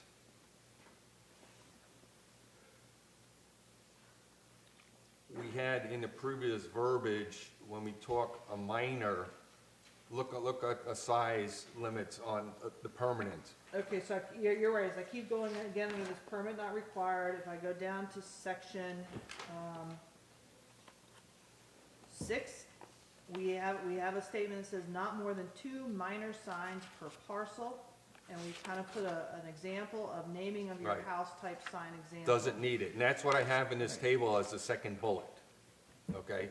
That doesn't require a permit. That's correct. That But was our in intent. the table, we already had the ability to have a 3 square foot sign in the residential district. And, That's not, And we never talked about that previously, so this is the first that we're talking a 3 square foot sign. One, well, and Katie, it's not big, that's not much. no, and Katie, I also had in my notes that we had originally 12 square foot for permanent signs. Now it's 3 in the table. And I think you just read something that speaks of 12 square feet for, So again, there's a few spots. where- the others Right. are 12 square foot. Yes. no, but, yeah, but I mean, I'm looking at our the working group document, and under permanent in this section, we So had Oh. 12 square feet, not 3 square feet. At our last planning commission meeting, we settled on under section 4, Yep. number 4, D, on residential zoning district, one sign with a total area Right. of no more than 12 square feet, Right. and which are removed within 90 days after being erected. Say that, where are you pointing again? It has to be a temporary then. 4? Has to be So temporary. section She's 4, talking permit 4D. not required, Go ahead. subsection 4, 4.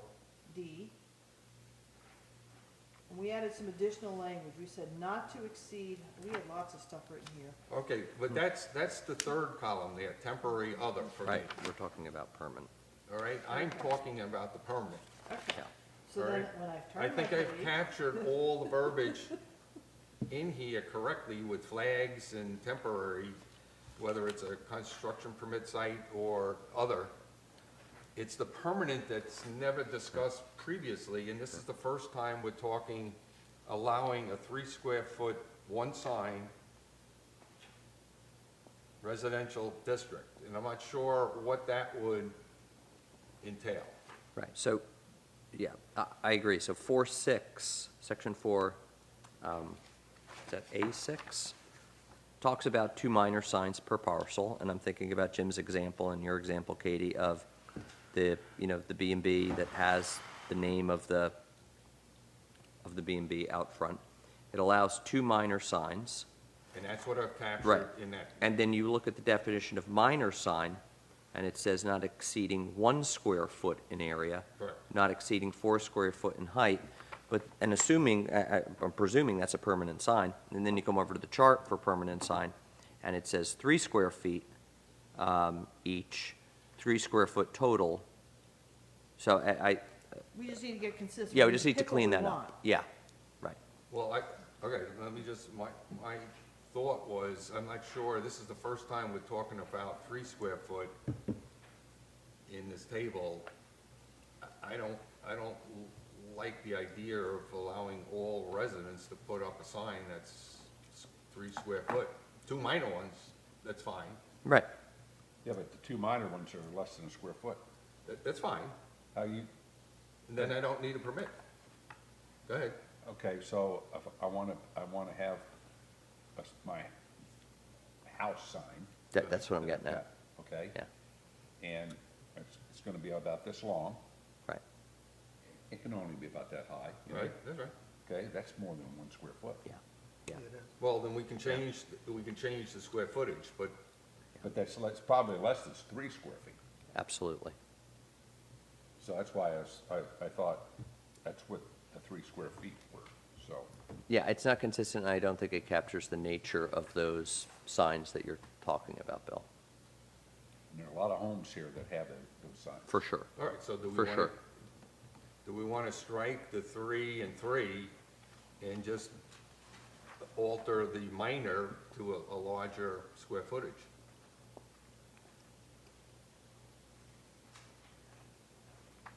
We can change the definition of minor, Right. and I think that would, that could take us a long way to addressing the problem. So again, our definition for minor sign, Mm-hmm. wall or freestanding sign not exceeding 1 square foot in area, not exceeding 4 feet in height, and not illuminated. So if we wish to change that definition, so you can Say either, that again? the minor sign definition, wall or freestanding sign not exceeding 1 square foot in area, not exceeding 4 feet in height, and not illuminated. See, I don't, 1 square foot is like. Okay, so propose something different. We So agree with you. I think we ought to just have, Is it 3 have square? the two signage, allow them to have 2 signs and increase the square Square footage on footage. them. Well, why, okay, so I'll agree with increase, why 2 then? Why not just limit it to 1? Well, you've got right now, okay, so the way I read this here, it says I could have 3 signs as long as they fall within the 3 square feet. 2 of them are minor at 1 square foot. So I could have 3 minors, or says it max Okay, 2 minors. all right, so let's See- make it easy. Let's just strike the 3 square foot and 3, okay? Yep, And Yep. get that out of the picture. Now let's just talk minor. Okay, then Right. okay, so if we say 3 square feet or less, and then the question would be how many we allow like that. And I'd offer 1. I'm not sure how people have 2, but a house sign, a lot of people have. I Okay, don't so I'm disagree gonna with that. give you, Give some examples. I'm gonna Yeah. give you an example that I just took part of yesterday. The invisible history of African Americans. It's a walking tour, and they just put up a sign in Jim and Kim Granger's yard. Okay, it's on a pole, 4 feet, and the sign is probably,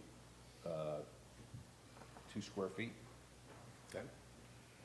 Plus, they have a sign on their house that says, you know, the name of the house.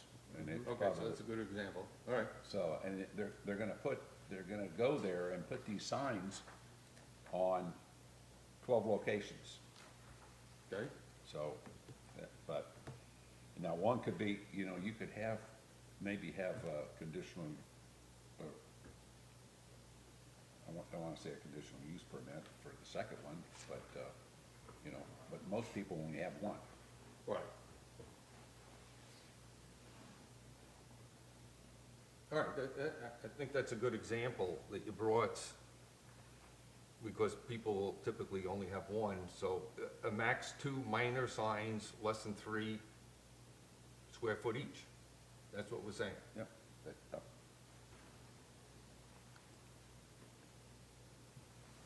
And then if I strike the 3 for 3, then when I get to permit required, no permit required on that column. Paul, do you think 3 square feet for those minor house signs is enough? That's, people aren't equivocal. I'm not gonna go out and measure, You know, I- a No, I'm just, grain of- yeah, I'm just thinking, is that, Just- I'm just wondering, is Yeah, that enough? Is that too I think- small, or? No, No? I think a lot of people have, if they have a real long thing, it may be 6.5 foot Okay, all wide. right, okay, And then all right. they would be allowed a 6-foot. Keep in mind, that's 11 inches, No. 8.5 by 11. That's Yeah. 11 inches, so Oh, add okay, another all right. inch, that's a foot. That's a foot, all right, okay, yeah, keep in I'm mind. just trying to draw a picture in my mind, yeah, okay.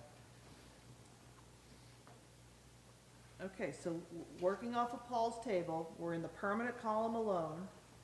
So we're saying no permit required. Right? Right? Strike the bullet, 3 and 3. Okay. And we're gonna say max two minor signs, or is it one minor sign? To We said 2. Two, less than 3 square feet and we can either Each. each. each max 2 minor signs per each, per parcel. And at this point, are we referencing, we don't even need to reference the size here, it defaults back to the definition, which says exceeding 1 square feet. Well, it's where and it could Well- be consistent in both locations. So do we I- want it to be more than 1 square foot in area? 3 square Definition, feet, yeah, your 3 definition square needs to foot, change. So you have to change And the then So definition. we change need the to- definition to and- 3 square feet, and not exceeding 4 feet in height, that needs to be changed too. and that's in the definition, not exceeding 4 Yes. feet in height, Yes, okay? So that way I don't reference anything here, it's in the definition section Yes, to get those correct. measurements. If we want to put it in, we can, I'll work on I it. think it's easier for you and for the public using It this is. table, because, I don't need a All in permit. there. This is what I can do. that's fine. We're, Okay, so we'll ensure we have a dimensional information, a number, the whole works. Yep. Okay. So working our way down the whole permanent column, I just wanna make sure. So indirect, I just used the word that was in the table before. indirect. Actually, under our minor sign definition, we say they're not illuminated. So which do you want? Do you want this to be illuminated or not illuminated, or indirect illumination?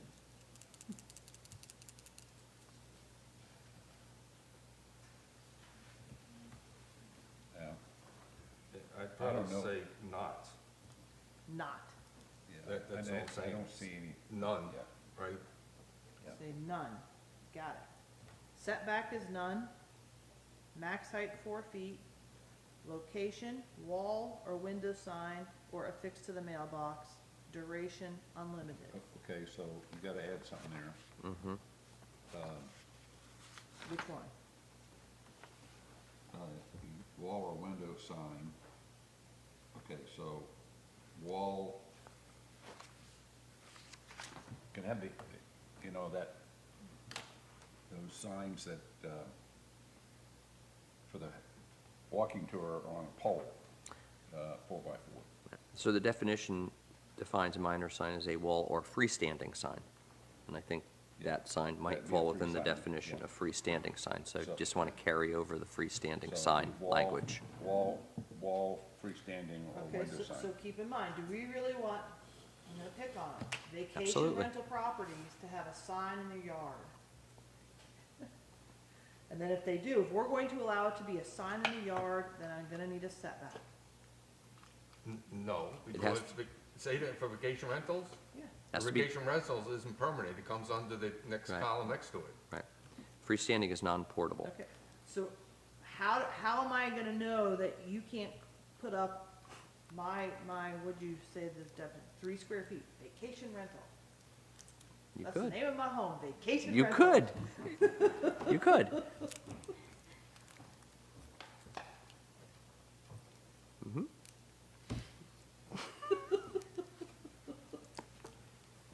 Now, it wouldn't be the real estate sign, because that would be So- non-portable. So I Space get Time's what you're portable. saying, and right now, they're in that mix Right. because I think all the invisible history tour, those signs are going up under this old ordinance, under our existing ordinance.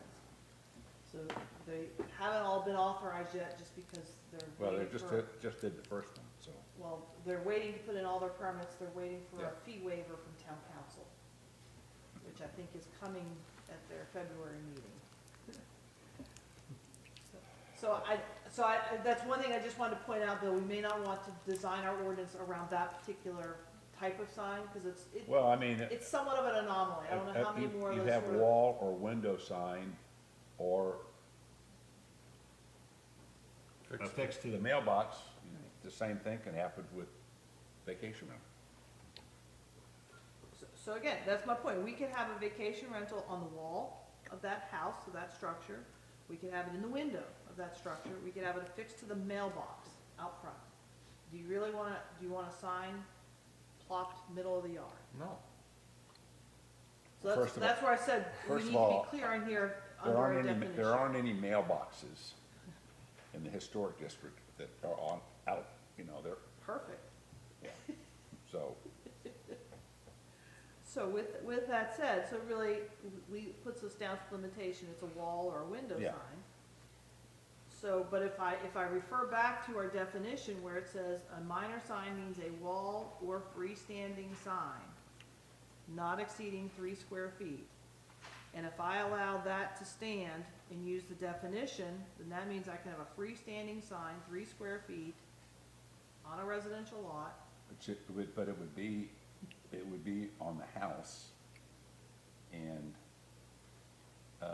you couldn't see something that's 3 square feet. You couldn't read that from the side. Well, you've got some of the management companies fixing to the porches, right? Managed by such and such. Yeah, but that's Absolutely. larger than 3 square feet. All right, but, okay, so There's I a mean, new sign. cut it back, but, That's, so do you want to say permanent, non-commercial? that's a good Oh, point. you're now hitting in the short-term rental discussion. I Yeah, know we've been having this conversation over Yeah. there in that committee of whether those are commercial establishments or not. If short-term rentals are considered commercial or not. well, it's a home business, the way we were at home. But we could put this column as permanent, non-commercial, and that would preclude what we're saying. I wouldn't be able to hang up, managed by Sunset Vacation Rentals, or whatever. We can try it. Yeah. Yeah. All right, so under the header, non-commercial, Permanent non-commercial?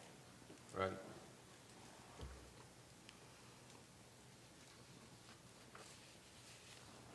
Did we need to say freestanding down at the bottom? Well, that is in the definition of minor sign. Right, now. that's my point, is so we Yeah. don't want minor signs to be freestanding signs. Then we can change the definition. In for the definition, okay. So if that's okay, then I'm gonna change the definition so that it can't be a freestanding. I will add that it can't be a window sign in the definition of minor sign. Can we get rid of the affixed by the mailbox if we really don't, I really Yeah, don't know I that we agree. don't have I any agree with mailboxes. that too. We do. Are there mailboxes in town? I mean, condos have mailboxes. But you're in like a whole box, aren't you? Yeah, we're not talking that, we're talking a mailbox on a pole. Right. Oh, no. No. There's none in town. So we just take off affixed to a mailbox from this column as Yeah. well? Yeah. Everybody good with that? Mm-hmm. Okay, and then duration would still be unlimited. So that column's now done. Do we need to work our way backwards? Well, yeah, let's go through flags, just make Okay. sure everybody's on the same limit. Bill Yeah. had a good point, no limit, do you want a limit on flags? Yeah, I think we need a limit on flags to 1. Okay? Others, everybody agree, 1?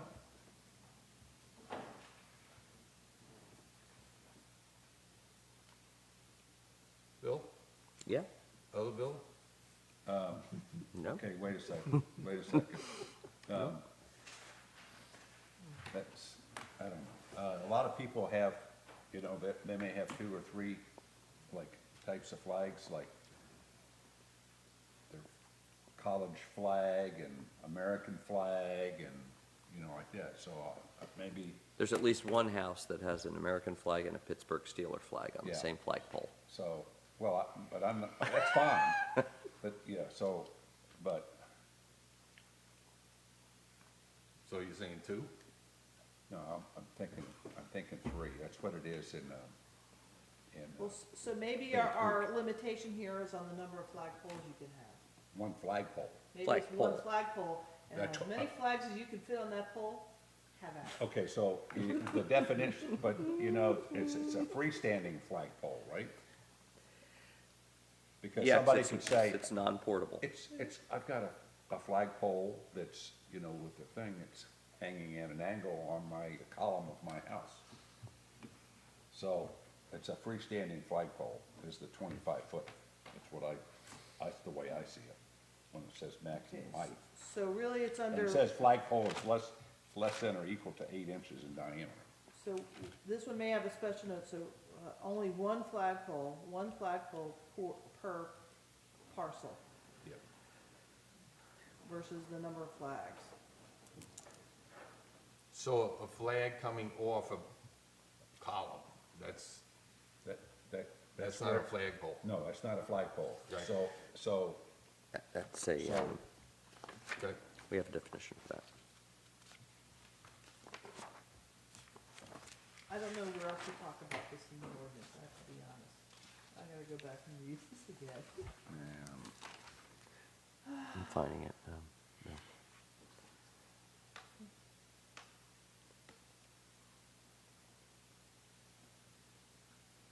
I don't think we talk about pole or versus it hanging, being mounted off a house wall or building wall. No, we don't. You're talking about like a, Yeah, my Something wife that has a banner projects- sitting down with, you know. that projects from the house, Yeah, like a yeah, yeah. projecting Yeah, sign. Yeah. yeah. Well, that was gonna be one of my suggestions, that we, I mean, there's a Look lot at of the people that have them, you know, they have their Yeah. little thing. And a high American flag Yeah. or, you know, a I would, seasonal. I would say, you know, you could have 3 flags and then, but only one flagpole, a freestanding flagpole.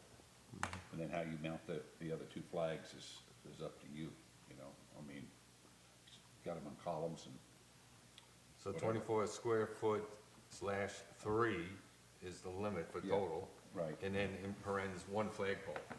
Right. Good.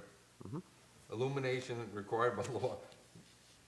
I tried to search for American flag, and I didn't find anything that said it had to be illuminated at night, you know? it does. It Flag code. does. The flag code does, says it does. It does. Okay, it does? Otherwise, you take it down. Then I didn't search for the right place. Yeah, I know what it is, but For is the it US really, flag. is it in It The is. US flag. federal code? Yeah. Okay, That's good. why military schools take down their colors Okay, every okay. night and put them up every morning. All right, so flags, we had here in the table 25 as a setback. But we had words previously, and I inserted all the words relative to flags.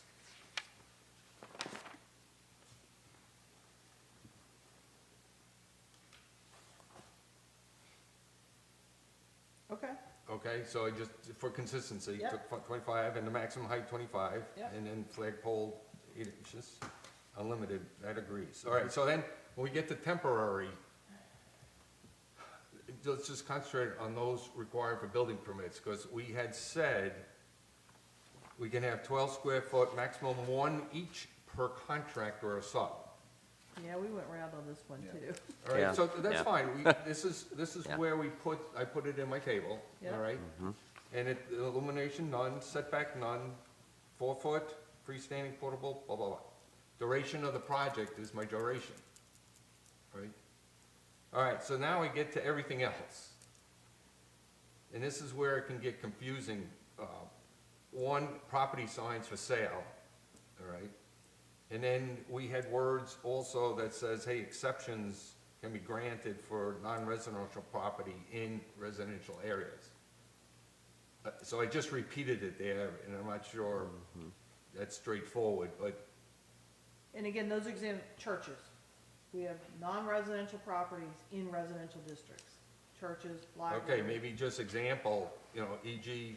churches, so that people know what we're talking about, just as an example.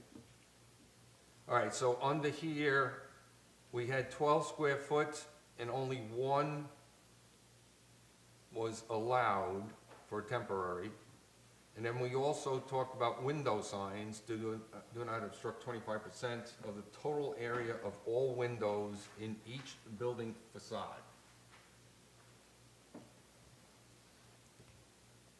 So, I'm trying to think. The things we thought about, besides yard sale or estate sale, things of that nature, sometimes people put up, if they have servicemen, military personnel in their family, they'll put up signs in their windows about that. So we were trying to think of all those sorts of examples, of what should be allowed. So I can't remember what else we had, Bill, but I know those are two that we the talked about. language, and I could see that, but the language here is a pretty large total area. Because if I take all my windows on the front of my house, and I'll come up with 50 square foot. All right, this is saying I can have something as large as, 12 square foot sign in my window. So if you wanna put up a sign, I'll get into the politics, promoting for your candidate, this is one way to do it. But you're covering the entire one window, or having a sign, a smaller sign in I understand. 6 So do we windows. want to restrict it to a ratio of the window period, or not the total windows of the whole property? Is that what I'm hearing you say? It could be the area, I think 25% may be a high number. What about 25% of the window? Well, that could be, It's a quarter of the window, It is a quarter of the window. so, or I'd even go with half of a window, it's half of a window. What do you want to do? So those are some of the examples that we could think of that we've seen in the districts, so. But it's 25% of all we could be voting windows. for. That's what we have now. Right. That sign, it Somebody's turns out to coming be a home big from serving in a ass war, sign. but it can military only fit in the service. window. Right. It could cover the whole window, Right. but, you don't have windows that are rectangular with the, don't you think? So, I mean, Well, for my house, I've got 4 windows, Yeah. right? And I have a door up and below. So I'm not sure, we're talking window areas. yeah, but what I'm trying to say is. One whole window, I can put a sign Yeah, right you now. could, but One you of the know, 4. I mean, but your window is this way, just like that, So you can put a sign in that whole window, but what it's gonna be, So somebody suggested half a window. I said half a Okay, window, so half a window. Half a window is Half a fine. window. Okay. Half a Great. window is fine. Great. Okay, so what are we saying here? Half a window. Signs Do not obstruct 50%. 50% total of the, Of one window. Of one window. of one window. 50% of one window, Right. okay? All right, so that, we'll have to change wording Got it. in the front there.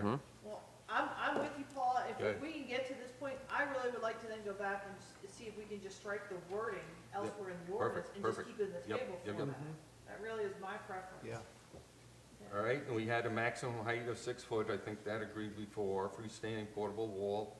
And then we added this clause on duration, which I thought was good, 30 days and less than or equal to 90 days per 365. And so we did that because we recognize political signs, more than anything, tend to go up early. And so that's why we built in that secondary clause, so we wanted to have that conversation with you guys. Because we really didn't want to make it, we didn't quite know how to word it in here. So I thought it used to be something like 45 days. I know, but we can no longer make a regulation based upon content of a sign.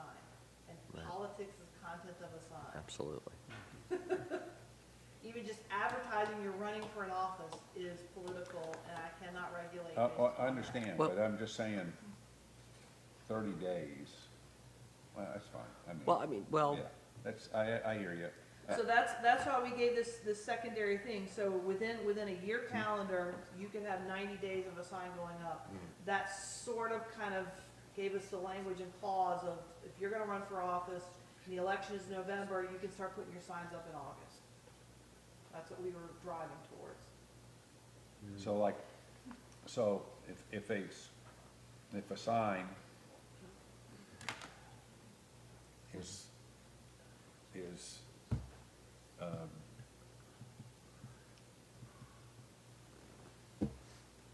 the normal signs, the temporary signs you have, I don't know what the square footages of those are, but 4 square feet maybe? Paul, Maybe a little more. how big was your sign? 2 by, no, it's 18 inch by 18 by 2. 24, something like Yeah, that. Bigger, 18 by 24. So that's like, So a foot and a half by 2. so that like 4 square feet maybe, somewhere around that? But anyway, so what, so it tells me that you would be able to allow, if you have 12 square feet, you're allowed to have 3 signs, right? If they were 4 square feet, You could, yeah, okay.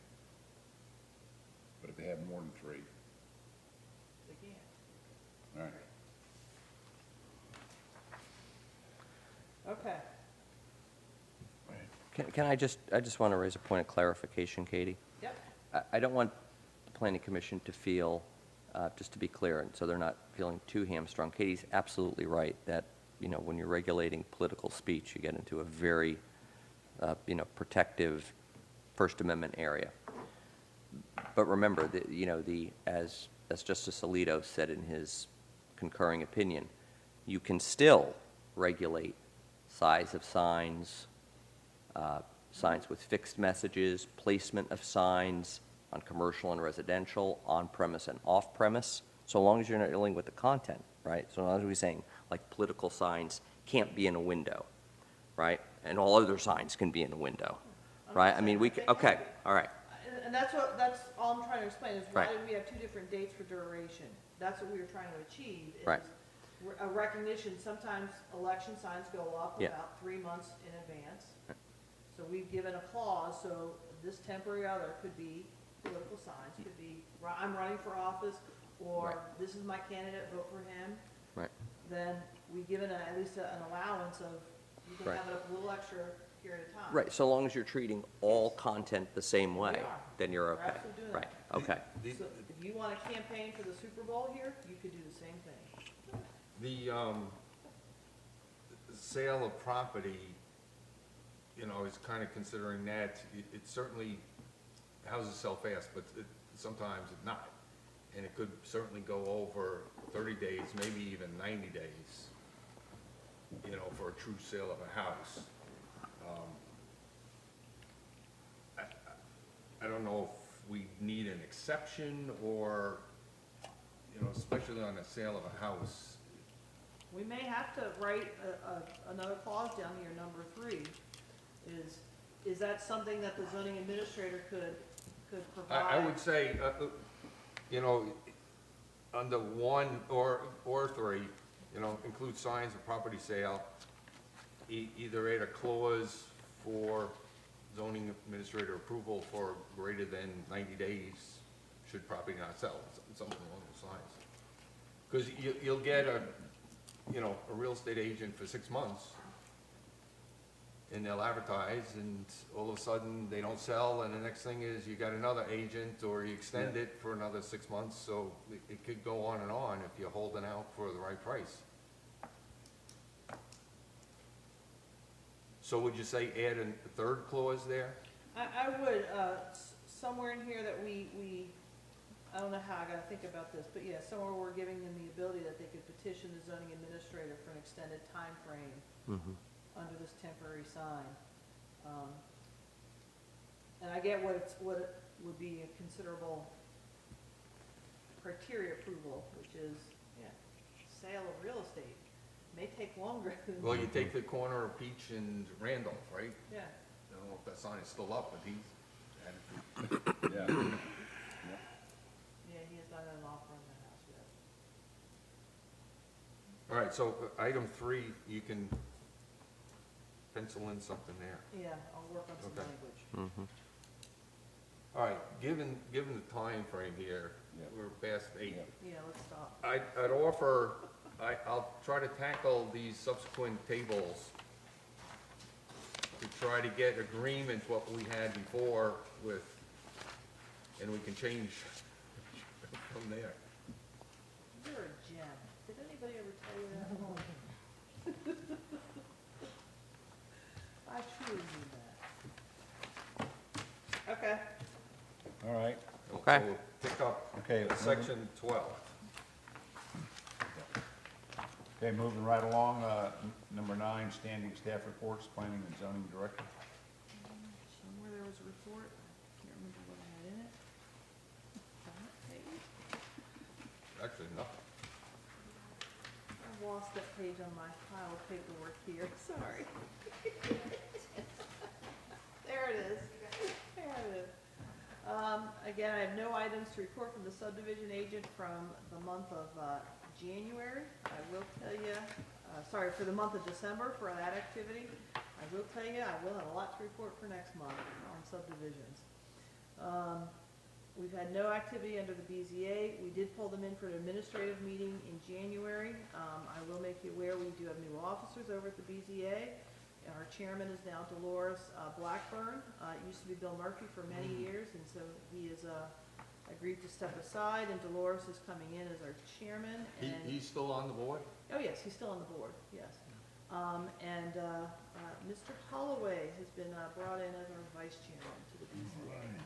So, Resume builder. Excellent.